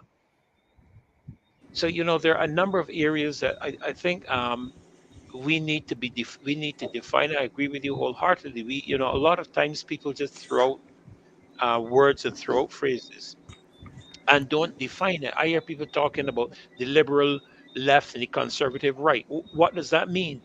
What do you mean by? And so we don't define these things, and And, people and, jump and on that the is where I'm bandwagon. coming from. I'm You see, glad you said that. I'm glad you said that. We cannot, because it is popular, uh, the popular expression. terminology, the new the uh, the new drink on the market, the new thing on the market that we're going to use it. Why explain to me? I hope that when they have those consultations, that those of us who are listening would go to the consultation and say, look, deconstruct for me these terms. Tell me what exists and why you are doing it, and what what you will what you will replace it with. With yes. And one of the things that I am saying, I'm being provocative, if you want to decolonize um, Barba- Barbados, because education is used as a vehicle, it's being used as a vehicle to change mind thinking. And they're talking about critical thinking and to do the reformation of the nation, reforming the nation as a whole through education. There are some other radical systems and socio-economic structures that should be addressed. And I am being provocative here. Well, I agree with Decolonize, you. I agree with you. decolonize commerce. Yes. Who still owns the Hmm. business and commerce in Barbados? We might have black faces, but who sit? What are the faces like, or the people who get the benefits of business in commerce and commerce here? Decolonize that then. Hmm. Hmm. Decolonize, decolonize that whole legal fraternity then. Decolonize it. Well, decolonize Parliament. This We're a I'm republic. saying. Decolonize Parliament. But Decolonize they our like legal their system. pump and pageantry, but coming to the masses with these um, I can't, the word is evading me, the adjective, these kind of terms that some people out there will jump on and say, yes, Rhetoric. yes, yes, we need to do it. This is what I am looking at. They say we need to um, decolonizing education is a call to take seriously the legacy of colonialism in the curriculum. Appoint a team then to look at our curriculum and see the vestiges of colonialism in our subject matter, in our pedagogy, in all the areas of education. When I was studying for my master's, one of my tasks was my master's in literacy and the teaching of reading was to critique the books used in British schools to look at racism, whether overt or covert, within the books used. Also, we were taught to look at um, gender and sexism in the text used, or and to see how it impacts on on equity in the classroom and Mhm. balance in the classroom. I am saying, if you are talking about decolonizing the curriculum, set up a team to look at what exists in the curriculum and say, this must go. This is a vestige, a remnant of colonialism in the curriculum. Do you understand what I'm saying? I'm talking no Yes. strategy. Well, as let me just say this. When I think of the educational reform, I'm thinking of what is relevant, or what is necessary for us to change in our educational system to make our people more productive within the current environment globally that we live in, regardless of what that means in terms of what we need to deconstruct or remove or add or whatever it is. Take, for example, I have little grandchildren that teach me how to use an iPad technologically. Clearly, the future is technology. And somebody put it in the chat just now. I have followed several African parliamentary, um, videos and so on, and it seems that all over the world, not just here in Barbados, all over the world, the donning of a suit is indicative of success. It happens in China, it happens in Japan, it happens in South America. It happens in North America. It happens all over the world. Um, I very rarely find those people in China wearing their Chinese garb. Look at China, at the Chinese Communist Party. Look at them when they're having a governmental meeting up at their parliament. Every man jack in a suit. Not a man is in Chinese garb. And I don't know that those aspects. And I saw somebody talking about the colonial mentality. Um, that's one place where we are still very much imprisoned. Up here, we may be independent, we may be republic, but up here in our thinking, I But think but but Brother Ferdy, I think that we have persons. So then our education system has failed.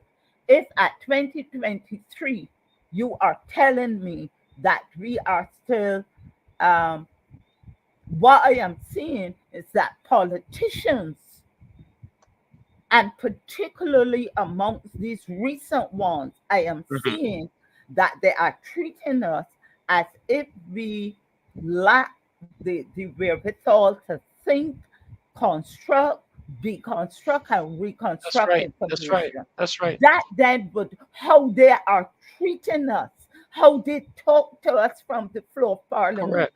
how Correct. they talk to us in the house of in the upper house, how especially some of these young ones that talk like if they got a skeleton nails in the mouth clattering together, galvanized nails, talk to us as if we are lacking, if we were not the beneficiaries of Of education yes. and opportunities at secondary and continuing and tertiary level to think and to reason. They talk to us. I watch a lot, even the launching upsets me, the manner Yes. in which they Yes. use the platform to speak to us. I And did that not say that is what I'm saying. That needs then to be decolonized. How you treat the masses. correct. Correct. And one of the other things my research has led in, if you're going to decolonize, just not use education as that vehicle. Look, as I say, to serve the other socioeconomic structures that keep us in slavery and in enslavement. Therefore, look, as I said, at how we do business, look at the whole system of governance, accountability, look and transparency, look also and further coming for you, take down Harrison College then, because that is a vestige of colonialism.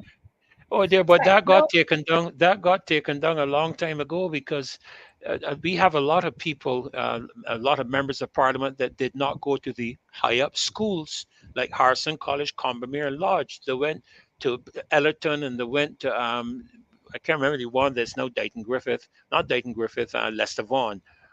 That was down by the harbour. Can't remember the name of that school St. now. Leonard's, St. St. Leonard's. Leonard's. Yeah, you had Branford Tate, I think, went to St. Leonard's. He was the Minister of Health and Government. Our Prime Minister, former Prime Minister Owen Ath, I don't think he went to Harrison College, and I don't think he went to Combermere. I don't think he went to Lodge.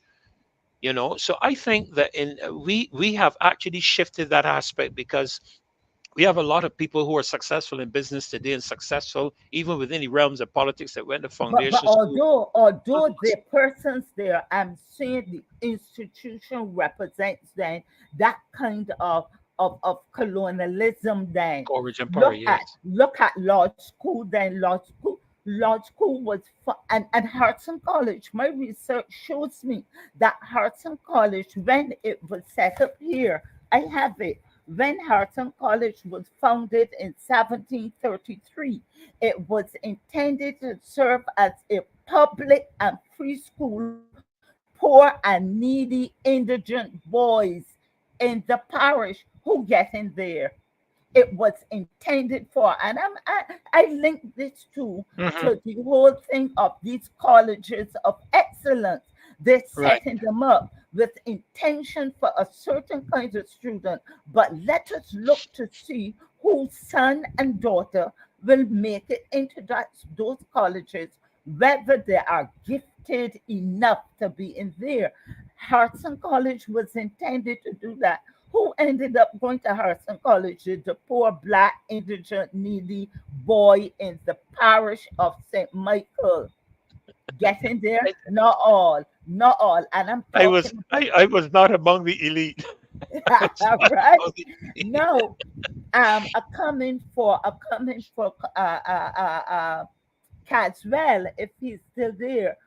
Yes, he is. Combermere He's still was with set us. up as a free school, the oldest secondary school set up in 1695. And listen to this one. If you want to decolonize, go for Combermere School.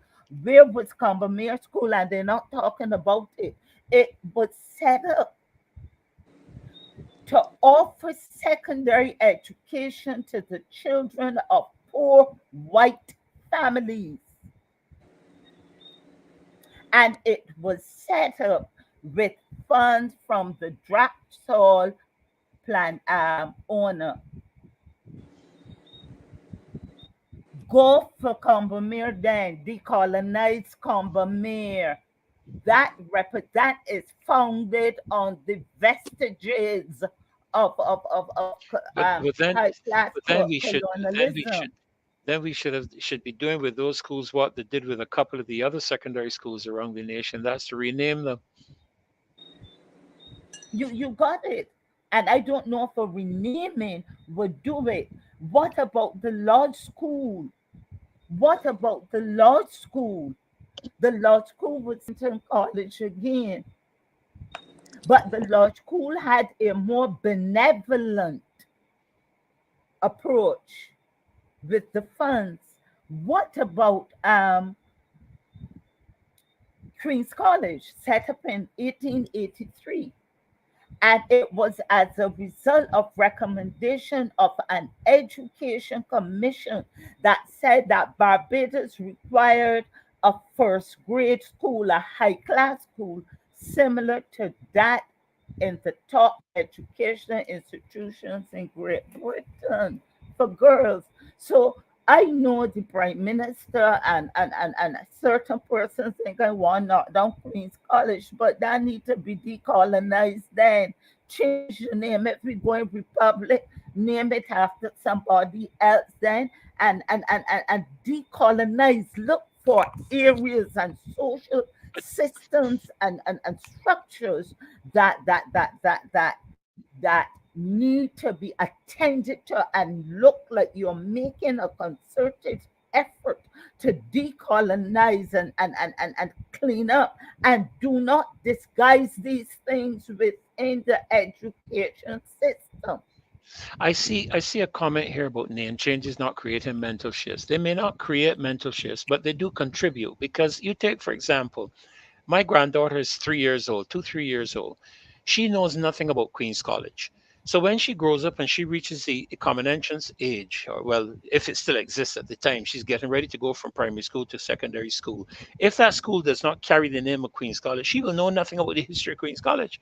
And to her, she would, let's say it carries the name of Marcia Weeks, in Marcia Weeks Secondary School. She will know about Marcia Weeks because there would be no Queen's College, Harrison College. So it does contribute. And I want to remind people that when the Apostle Paul got changed on the road to Damascus, his name got changed from Saul to Paul.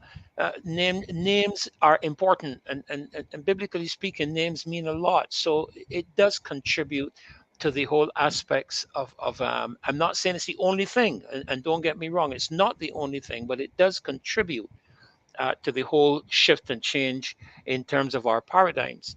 But I also wanted to mention, Rose, one of the things Yes, I was please. listening to an African documentary, a young lady from Africa that was being interviewed by a British journalist, and she was speaking about the fact that the reason that they wanted to restrict education in Africa was because education is the road out of poverty. That is what she said, and I have to take it from an African. I cannot speak. I cannot deny or challenge her on that, because she ought to know, because of her education, she was at the time a very successful doctor, and she was making the point that education was the way out of poverty. I believe that in terms of our educational reform, we need to look at where our world is going and where our people are going to be best equipped to serve in the new global environment that we are finding ourselves. Because Oinatha made a point, and that was that jobs, we have to look outside of Barbados for jobs, because there are not enough jobs in Barbados to serve everybody who's coming out of university and secondary school. And so we have to prepare for what is happening around us globally, that we can become what, saleable. I don't know if I'm using the right word, marketable, I think maybe the word, Yes, uh, saying that. in other countries, and look at how many right now. Look at how many teachers in places like the Cayman Islands are Barbadian. How many policemen in Cayman Islands are Barbadian? How many teachers went overseas to both the UK and the US? Nurses going overseas to the US and the UK. So to me, the whole aspect of the educational reform needs to look at what is going to be required, and how our educational system can be shifted in order to facilitate the success of our students in the future. And thank you for that. And to answer, and I'm seeing something here. This is why, sir, the comment, I think we're missing the point. Decolonization goes deeper than the surface issues dominating the discussion. And I tend to disagree on that one. I Yeah. have raised it because we need to hear from those who are proposing the decolonizing of education what they mean, so that we do not miss the point and we are in agreement with the new curriculum that is being proposed. So we're not missing the point. I have raised it to get us to think And when we have the chance to interact, when they come to rub shoulders with us, that we can ask them to please explain to us what they mean by decolonization and decolonizing of the curriculum and education. What have they found? What exists? And um, what they propose to do. And to you, Angela, I am seeing also that links to Africa through our education system should be more than a transatlantic visit to the mother country, should be more than what they have set up to do, the visits to Ghana and all those other places. If that is to be part of our experience and our children's experience, make it part. When I look at the core offerings, the core subjects that are being proposed, I see history and geography, but I did not hear an elaboration of what type of history and geography will be offered. I do not know if this will be part of the informal curriculum where you have someone coming like in African Awareness Week to talk about Africa and the history of Africa and our relation to Africa, etc. Or if it would be part of the curriculum now where it would be something that can be examined. I don't know. Are you going to make these offerings given set in the curriculum, or will these be part of the informal curriculum? Are you going to put it in there like how you've begun financial literacy, digital literacy, or is it going to be just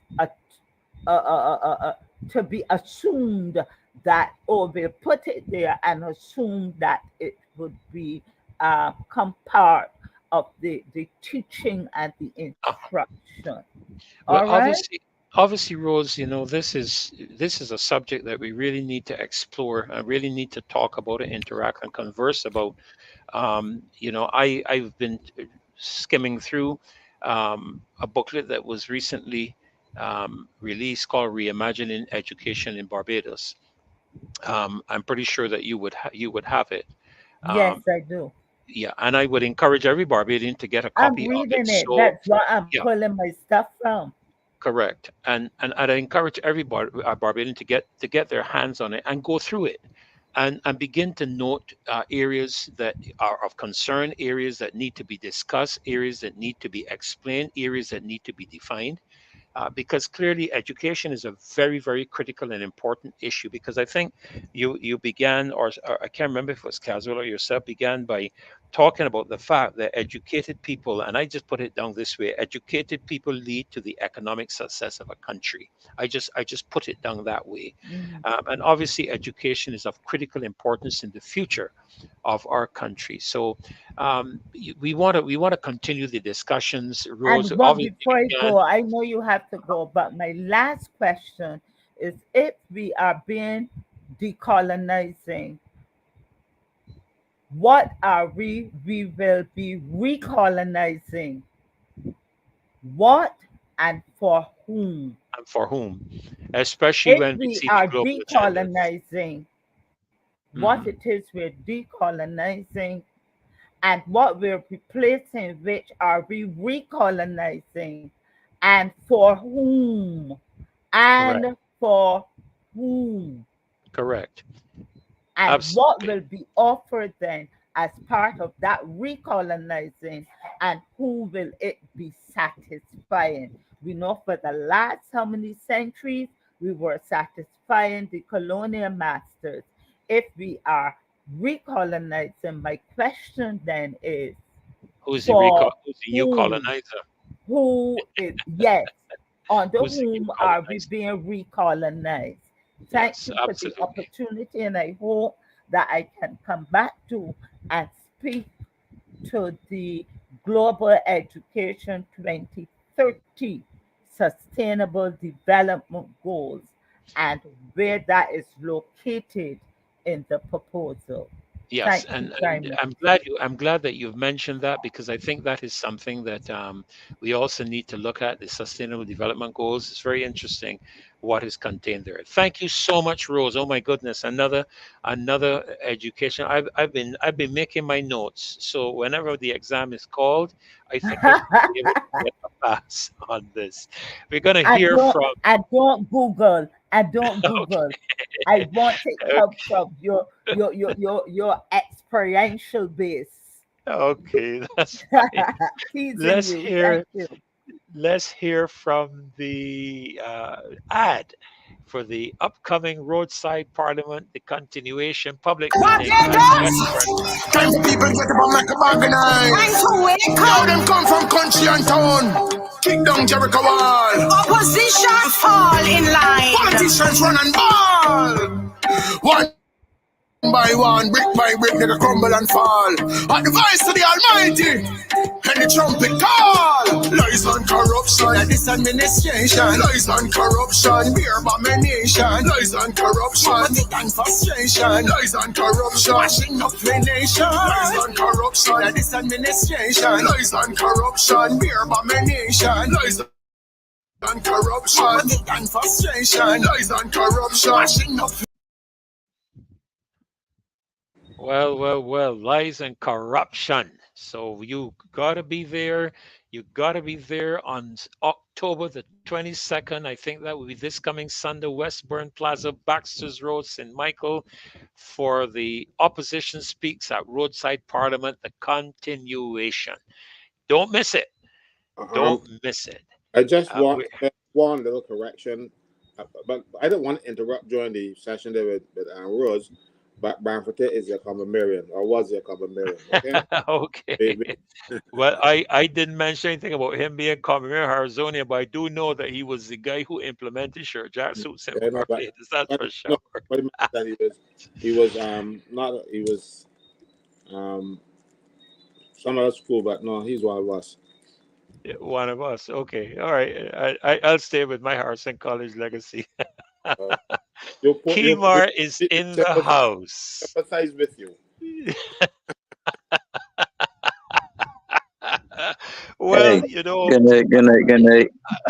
I was going to say something, but I can stay away from it. Good night, Kimar. Good night. So good to have you with us tonight, my brilliant young friend. Really a joy to have you with us tonight. Hey, good night, everybody. Wonderful. And we want to give you as much time as left to just go right ahead and share what God has put on your heart to share with us tonight. I know you've touched on things to do with sewage, and don't know if you'll touch on things to do with universal basic income and so on tonight, but we are all ears, and my pen is in my hand and my notepad. I'm ready to go. Welcome, Kimar, to the show. Hey, thanks, Heather. Good evening to you. Good evening to Caswell. Hi, good night. Pastor Ferdinand. Good evening. Good evening to Marcia and Dave. And good evening to the entire audience. Happy to be with you again on another Marcia Week show. This evening, I want to,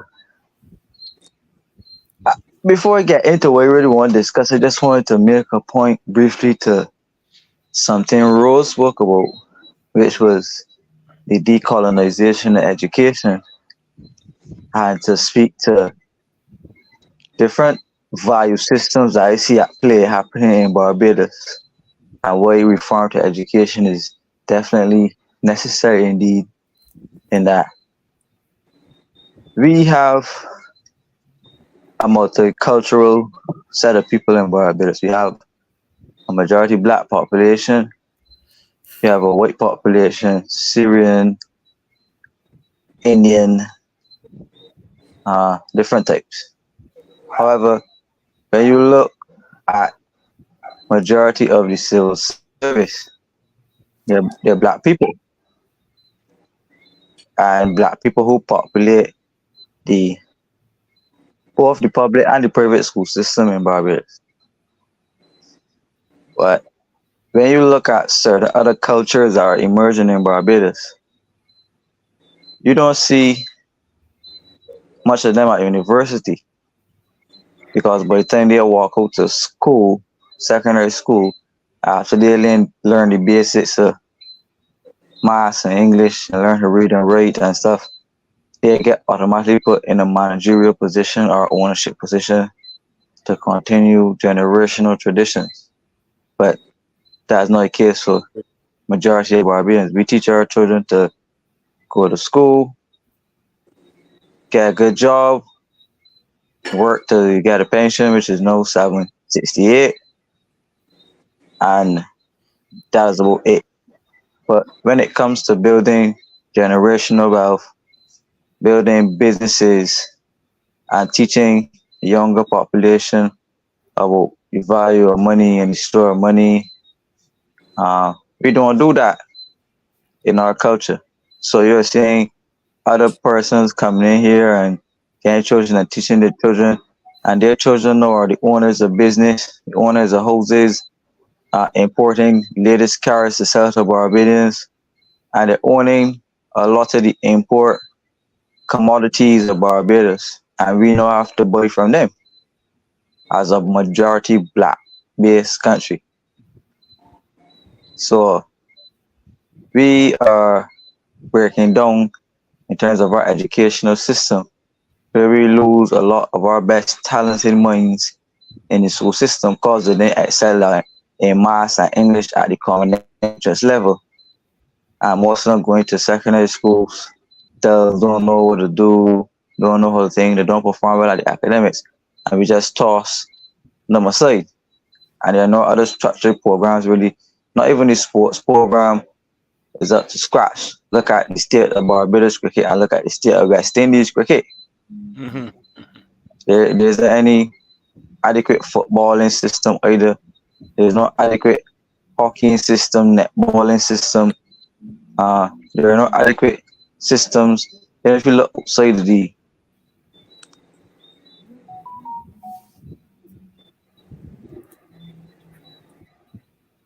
We've lost you there, Kamar. so did that. Oh, your audio it's dropping in and out.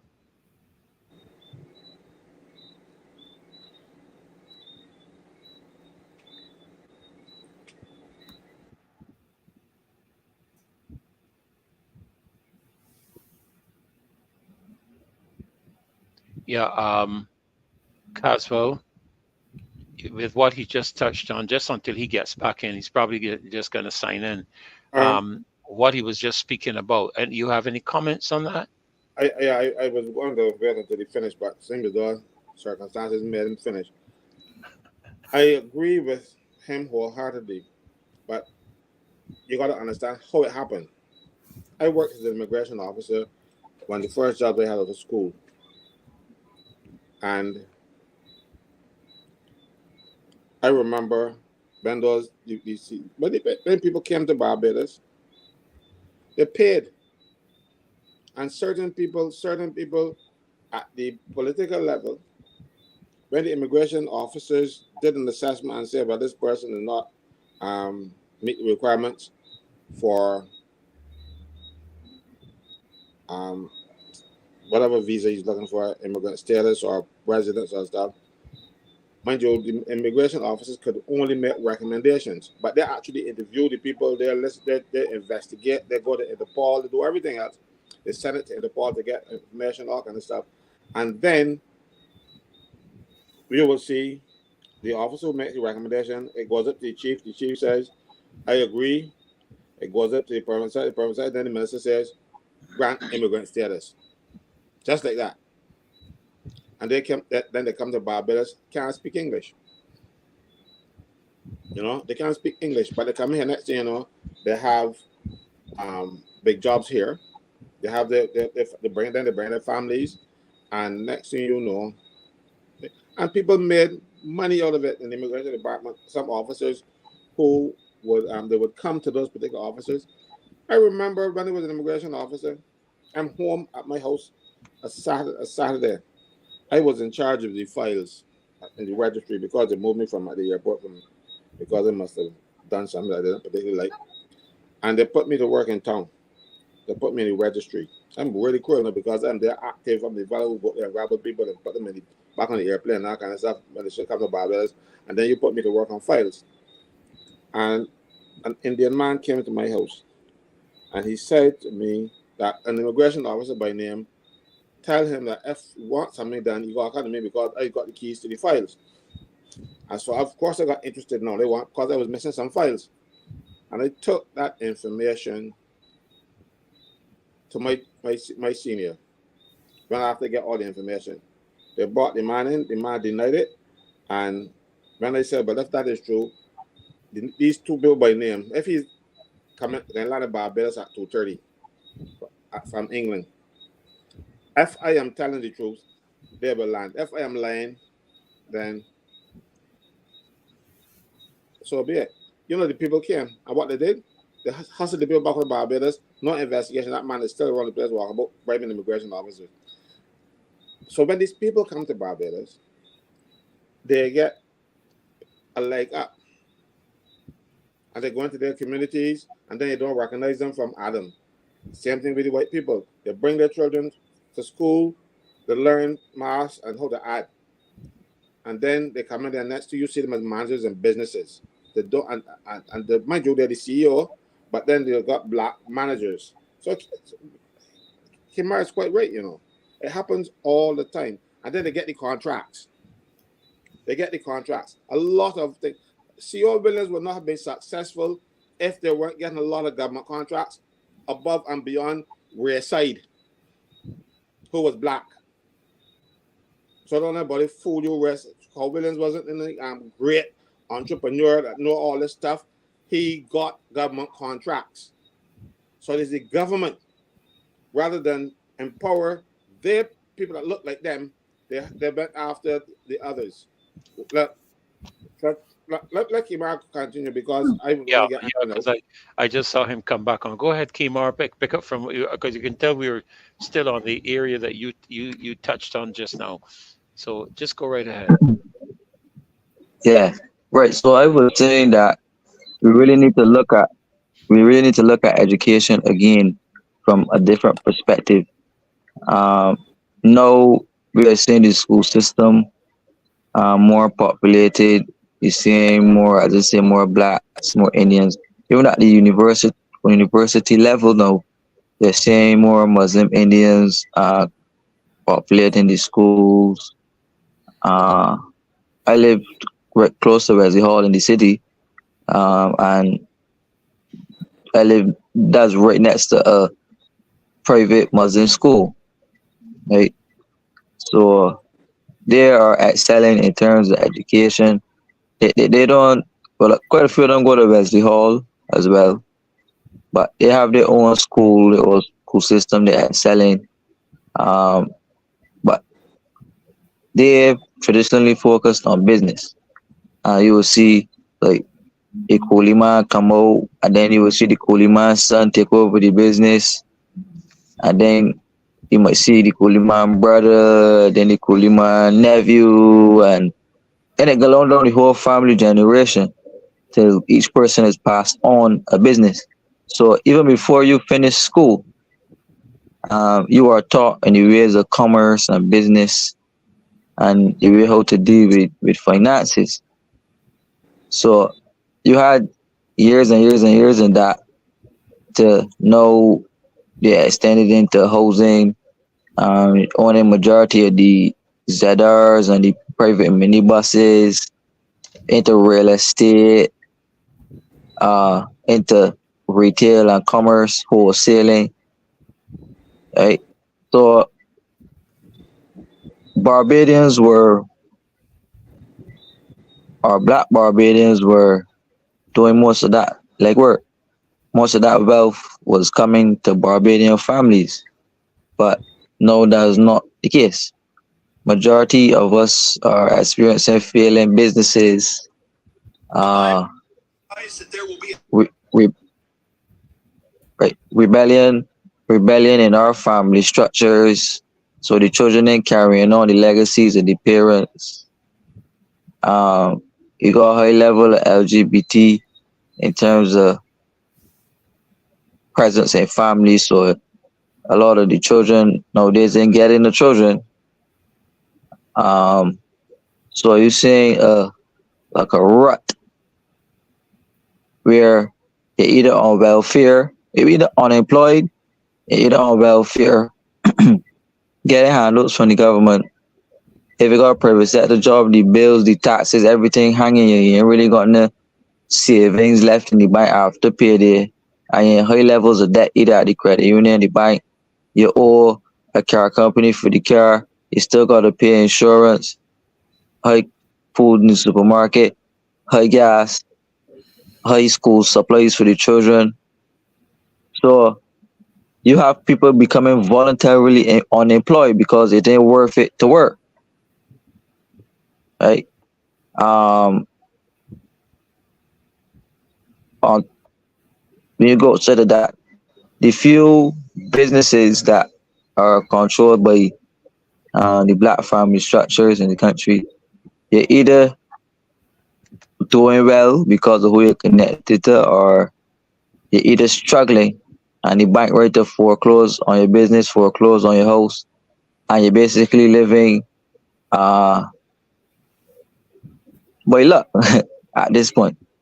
And quite a few people who were brought into shame and will likely be brought into shame in terms of defaulting on debts, um, mortgage payments, can't pay the mortgage, so the bank will foreclose on the house, the bank will foreclose on the car, and you may be forced to downgrade your living standards. And when you trace it back, is that we were educated to be in the service industries. We are in tourism, financial services, being a civil servant in the government, but we were not being taught how to produce, how to manufacture, how to create what we call excess production, so that you would then sell whatever excess you produce into the different markets. You can even export some. We are not being and generate foreign exchange. We are not being taught how to do that. We're being taught how to go and beg a politician for a job, clean or something, and that's the only jobs that they give you as program work, that type of work.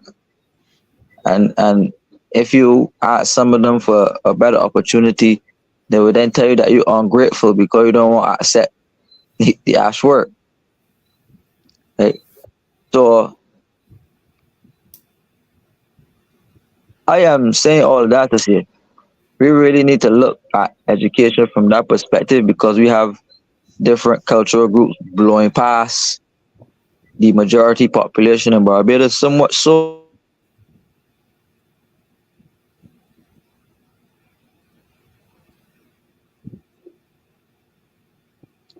like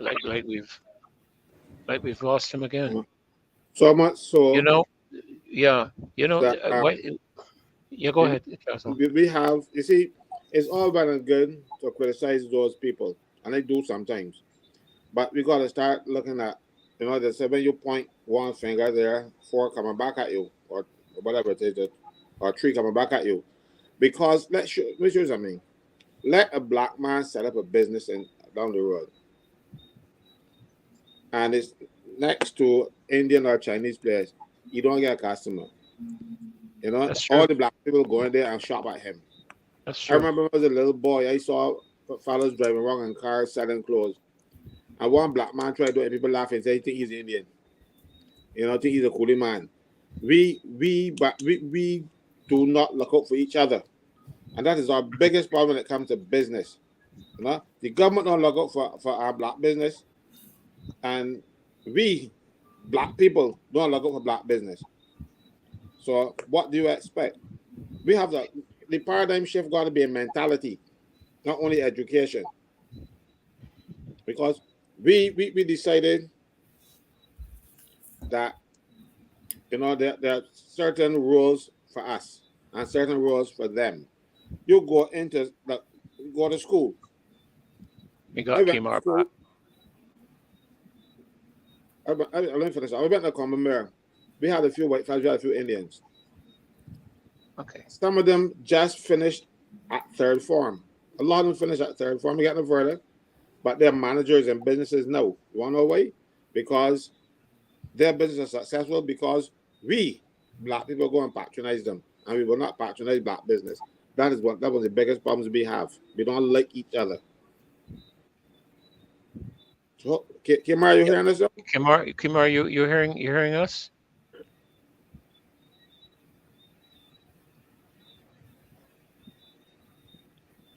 He's still. Yeah, we're still having a Still bit of a stuck. problem. He's You still know, stuck. if you're speaking, Kimar, we're not hearing you. Could be a problem on his connections.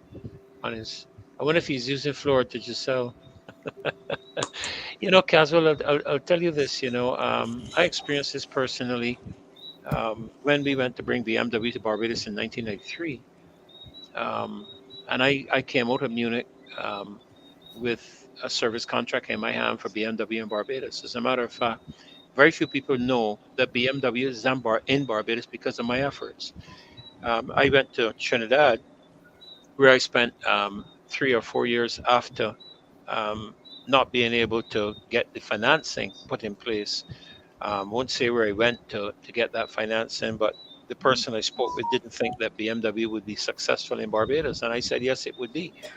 Um, and you know, I put it to rest for a little bit, and then in 1997, when I was returning from Trinidad to Barbados, I gave a call to Rudy Volition, BMW, and he wondered where I was, and he told me at the time that they were awarding the dealership in Barbados to Detco Motors because BMW was moving their dealerships over to the Rover dealers because of the bigger network that they had. And as a result of that, um, there you go, Kmar. Kmar, you see if you go ahead and talk, and let's see if we're hearing you. I'll hold Yeah, it. I am Uh, back. You can hear me yep, well? yep, we Yes. Yes, got we you. Good. can. Yep, go right Good, ahead. good. I'll step back Yeah, and let you go right ahead. Uh-huh. yeah. So I was saying, I went to university, right? And a lot of my friends that went to university, so me at the time, um, a lot of them still don't have jobs. I've never actually worked in a government job, or I've never worked a stable job in my field of study as yet. And it has been so difficult for me and so difficult for so many of my friends, even my friends over in the law side of things, to get work in this country. There has been no successful job provision or job growth in Barbados since the government came in no industry whatsoever. None. Right. Consultants. Consultant growth. Right. So you are encouraging people to go to university to get all of these degrees, right? By the Don't end, work, by, buddy. right, by the end of all of these degrees, you're home and you can't find nothing to do.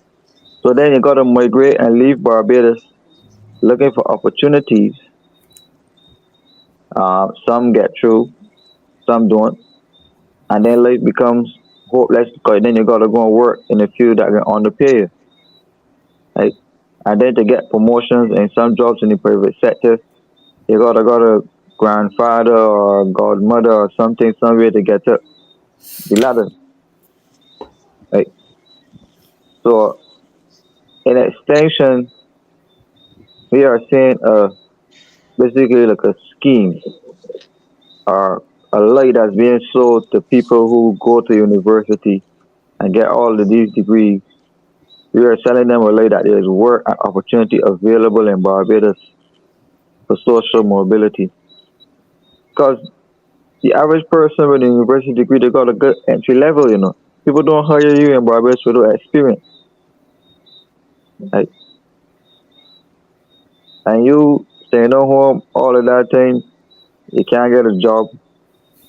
So that means you're looking at the car and the house, the insurance, and that's another thing soon. And you become hopeless, right? Now you have other people who ain't even looking at community college university. As I said, they're learning math, English, learning how to read, right? And they are now the bosses. You have to buy your cars from them. You have to buy your toilet paper, your soap. You have to know shop with them because they are now the business owners and the persons who control the wealth. And then soon enough, when they stretch the hand over into politics, then Barbados can say, well, they said the people taking over, they said the people taking over.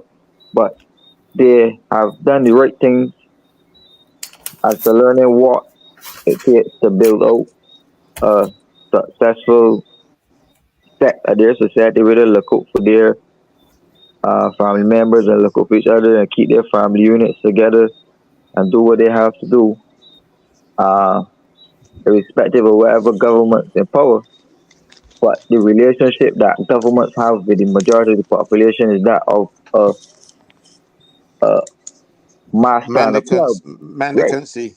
Yes, master and a club that when they go into certain communities, they have respect for those people. They don't go in there seeking to trouble Ashworth and trouble a job as an orderly at the hospital or trouble a job at MTW at Pacific. People in Barbados, they don't even try. But when they go into certain communities that they purport to represent, they want to dangle, as Carlos said, this mendicancy at the people, dangle these low level things at the people to try to give them the impression that they're really doing something for them. But they're not. Because when time comes to bring in the big deals and to get the kickbacks and to do all the multi-million dollar projects, then they call the friends. Right? So my thing is here, we once had the church playing a big role in terms of keeping the family unit together. That role has no change. Right? So there's no place that the majority of the population meets other than a crop over, a fete, a rum shop, a restaurant to eat. But there's no place where we meet to discuss important issues as units or family units. Say we once had that as a church. But other groups, they have a place and places where they meet constantly, 3 or 4 times a week, and discuss what's going to happen with their families and their life and their businesses. And if a buddy see a nice apartment he like, he can call up another buddy and tell he put 10 million and he can put the next million. And we call Paul over there and Paul will put the next million. Then we end up with 4 or 5 complexes among the family. Right? But there's no central place that does that for the population because the family structures have broken down in society. Most of the households nowadays are either a single parent household, most likely the mother. They still have 2-parent households, yes. But in most households, father's absent, single parent, mother. Children basically raising cells or raising siblings together. So again, there's no place to capture the minds of the population to help guide. Because the public school system ain't really doing nothing for people nowadays. Let's be fair. Most children come to school, they hate school, they put up with school for the 8 hours because they ain't got no choice. Those who want to pay a little attention and get some CSCs, they will stick it out and try to work however it comes. But the majority that falls through the system, they're not interested and they want to learn, they want to live, they want to be somebody over here in society, but they don't want to go that route. But again, the system just ignores them. And then the system criminalizes them now. Right?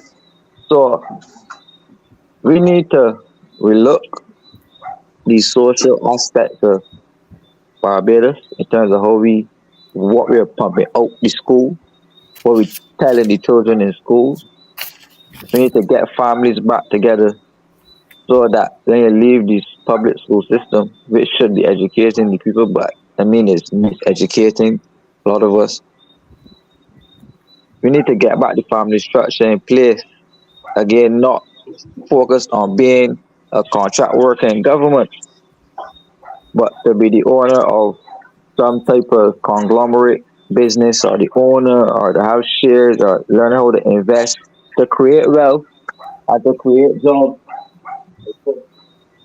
or to create jobs for other people. Because the other people doing it right in front of our eyes. So I say all of that to say really, we had a 5,000 number jump in welfare numbers in Barbados. The numbers went from 3,000 to 8,000. And that was announced by the government minister for people empowerment. Right? So he told the public that the government's policies are systemically making people poor. So as opposed to enfranchising those 5,000 people, the government is going to put them on universal basic income.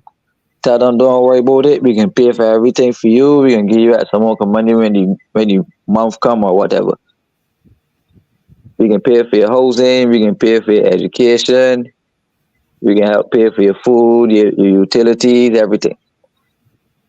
That encourages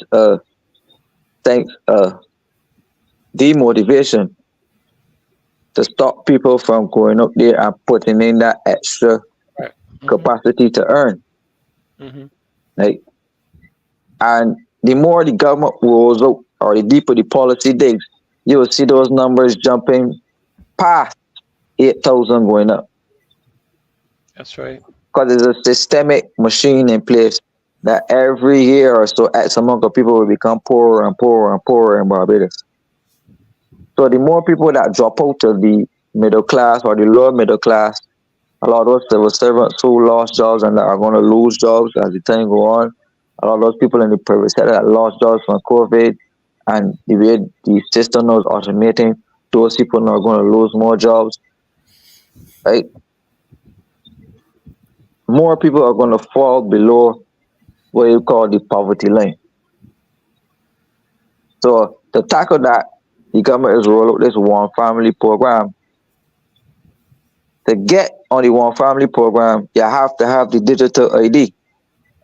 Oh, there we go.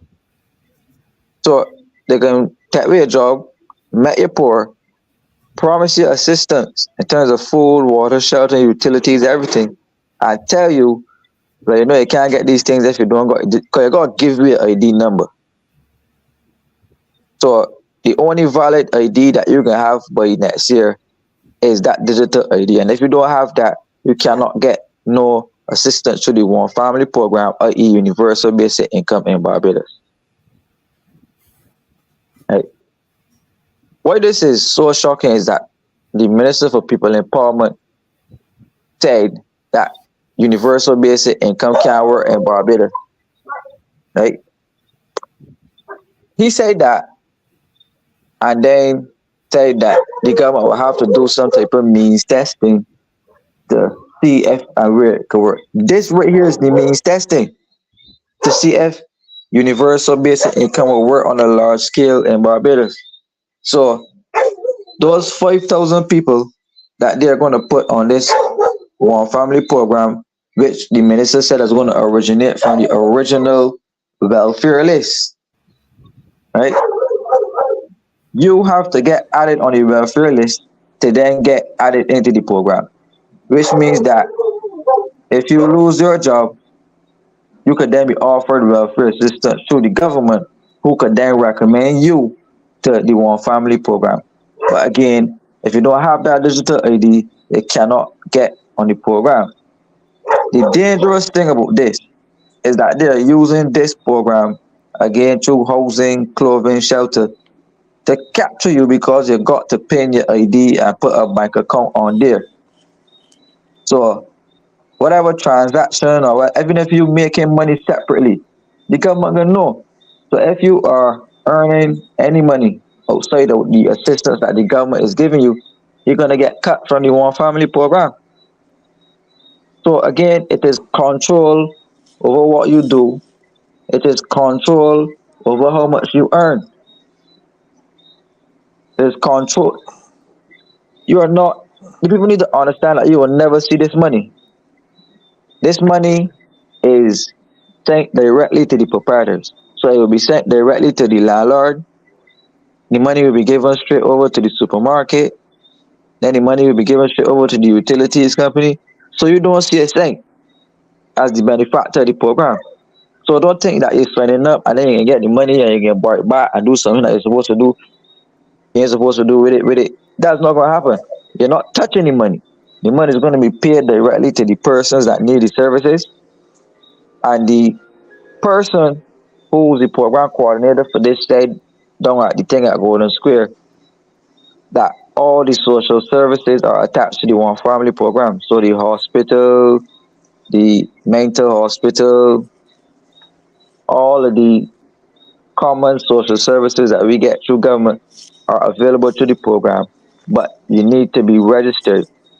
So on the ID, it will have if you are registered under the National Disabilities Unit, if you're registered with the National Assistance Board, if you register with the whatever board and government you register with, it is going to be on your digital ID, and they can see that through this One Family program. Right?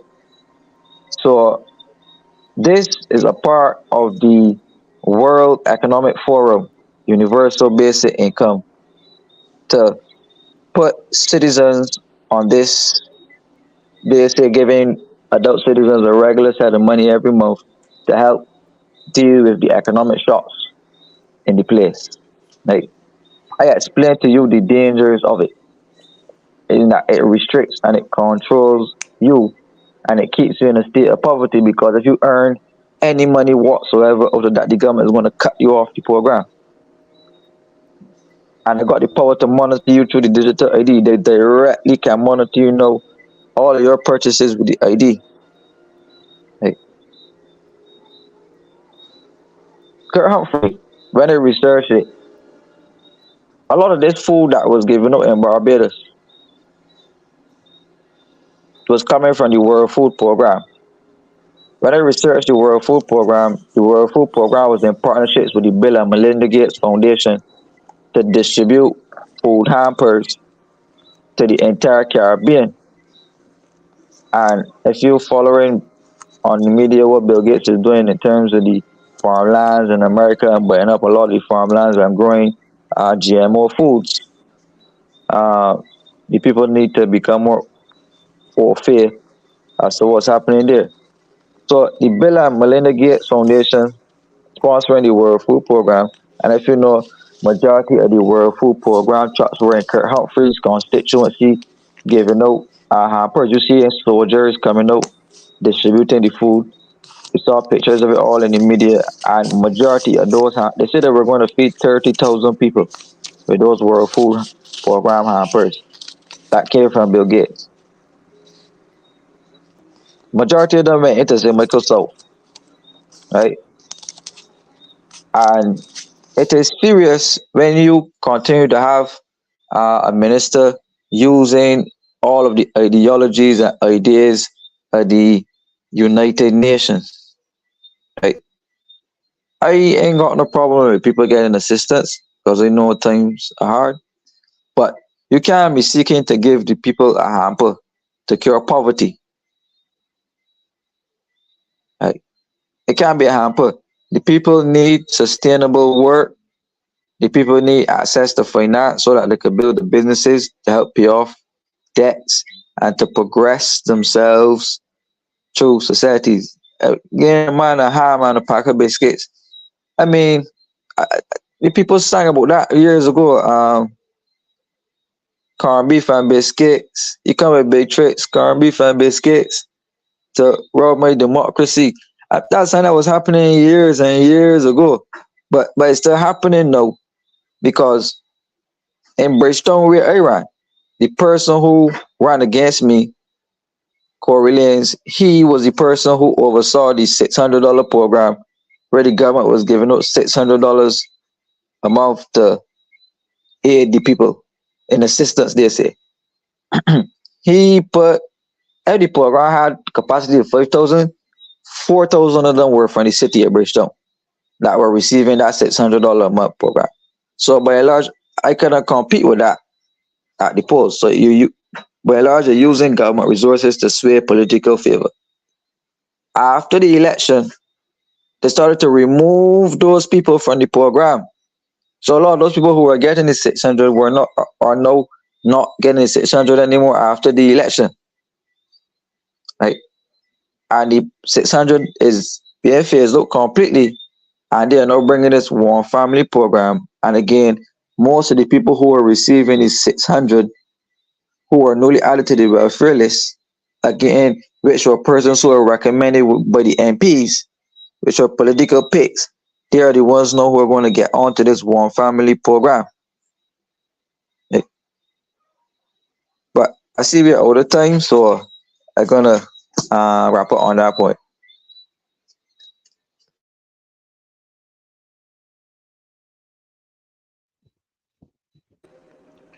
Kimar, you're absolutely correct in terms of the World Economic Forum, although, of course, there'll always be pushback with regards to misinformation and false information where all that is concerned. But thankfully, we have access to the information coming from a number of different sources that are treating to the whole aspect of universal basic income and the whole control mechanism. And we've been sounding warnings for the last several weeks, last several months, and myself for the last 3-4 years with regards to these control mechanisms that governments are putting in place. And it's all a global agenda. We talk about it, and people think we are conspiracists. People think we are dealing in misinformation. I remember when the pandemic began and they were going through the difficult first stages, that in an interview, our prime minister indicated that there was a need to control the information that people were getting. That is the intent, to control the information that you get, to centralize it. That's why everything is moving toward the whole digital aspect, because if you can centralize matters, then you can control it. When it's decentralized, you can't. Right now, information is decentralized. And so we can obtain it from a number of different sources, compare it, and see who's telling the truth and who's not telling the truth. And clearly, what is being proposed here is another form of control. Another form of control. We've warned you, we've told you about it, we've told you about the digital ID, we've told you it's not the original idea of the Barbados government. We've talked about the whole aspects of the control mechanisms running through the pandemic, and it's up to people to begin to stand up and push back on all of these Yeah. matters. So, Before Kamar, we thank. there's one last point. Yeah, go ahead. I heard Avinash Prasad, and I read him in the article saying that the government is definitely moving towards universal basic income on three fronts. And he said that the government wanted to give what you call a citizen's dividend in the form of a universal basic income. Yeah, And that's that fancy language. they want to create what you call a sovereign wealth fund and put all of the assets of government, including financial assets of government, into a sovereign wealth fund, which I assume that they will then later want to use that to borrow again. Right? That's dangerous. Hmm. That's But again, That dangerous. is control. that is Again, why they control. want to reform the national insurance and put the state to be responsible for the investment of the national insurance fund. They're gathering wherever they get the money from. And somebody says here, they will make us a nation of beggars. They have already done that. It is just a few of us holding out. But right now, Barbadians are always out with their hands looking for politicians to give them something. And politicians like that. They like the idea of people coming to them, because if you come to me for help, you're going to vote for me. So they keep you mendicant. They keep you begging. They do not provide, and somebody quoted whenever earlier today talking about we're not going to be able to provide the jobs. No, let them try. That's what their job is supposed to do. When Barra came in and Barra found that they needed jobs, he started certain industries. He did pioneer in industry. He built the Hilton, you know, so we can kick off because we had a few guest houses at Bashiba and a couple of and next thing you know, we had a tourist industry. He set up CBC. CBC was not supposed to be held by the government forever. It was supposed to show people that we just don't need a word service by diffusion all the time. We can do something like this. Now we got a lot of radio stations. Barrow was he had a vision, and he did things to make that's why the people could follow and show that it could be done. No, we are not. The government is not setting the example. The government is not showing us how to get involved in business and how business is run. No, they want to give you a handout because they want you to be mendicant. They want you to be there for them because the more people they have mendicant, the more votes they will get. But I didn't know that. But Caswell, it really does not benefit the development of a country for people to be sitting at home receiving a basic income. Case in point, the pandemic in the United States. You know how much problems, and Heather, you can confirm, you can probably confirm this. You know how many problems the United States got getting people to go back out to work with these stimulus packages that were provided during the pandemic? Yeah. People don't want to go back to work. Know that you have mentioned that. Huh? Know that you have mentioned that there was a person out from work for 4 years. You only came back to work today for the first time. But why would she want to come back to work if the government giving her free money? Right. Why would anybody want to work? I mean, to me, because you were getting more money. You were getting more money from government grants and handouts than you were making in your job. So why take the job? People cannot get jobs. People cannot get people to work for them. So that's what they want to do here, you know. So what you're developing technically is a mindset of young people growing up and coming up now, who ain't gonna want to work. Why? Because they come up into an environment where money is provided by them. Why in the name of God they're going to worry about getting a job and what we've been talking about tonight about business and all that? Why in the name of God would anybody want to spend all the time and effort for setting up a business if all of your stuff is going to be looked after by the government? And where is the government going to get that money from? And they're going to tax. They're going to tax. They're going to tax. They're going to tax. Let me end with these. Let me end with these couple of statements, Heather.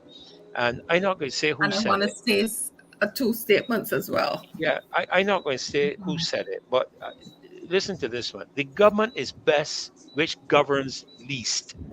The people cannot delegate to government the power to do anything which would be unlawful for them to do themselves. Power tends to corrupt, and absolute power corrupts absolutely. And this final statement, 30 seats. And you will know who this is. The most terrifying words in the English language are, "I'm from the government and I'm here to help you." So I will turn it over to you, Heather, to take us out. We want to thank you, Kamar. We know you didn't have a lot of time tonight. Thank you, Caswell. I don't know if Rose is still here. Thank you, Rose, for being here tonight. We really enjoyed you. And for me personally, I want to thank Marcia for placing such trust in me. I really sit at the feet of Heather when it comes to this kind of thing because she is the experienced one here. So, Heather, over to you. Take it out, folk. It's been a pleasure for me to be with you tonight. Thank you so much for being with us. I turn it over to you, Heather. God bless. Before I thank everyone for attending, I just want to recollect that I make a proposal, or three proposals, that we, coming out of all of the things that we have heard today and in the past, that we need to form some action groups. One we had said was for writing a letter writing campaign or article writing campaign. And two is a poll for the lawsuit that was mentioned, well, pertaining to a lawsuit that was mentioned tonight. And three, that we form a import, export, and agriculture and business development plan of action where we can all come together and do something. We have been talking enough. And number 5, I started something a while ago, and it was not what it turned out to be. However, I've revisited it, and it was to use the old meat intern that we had in Barbados to be some form of wealth creation for persons. And when I say that, I meant, people usually have these groups that they used to have a few of them in Barbados, like last year and so on, but those never work.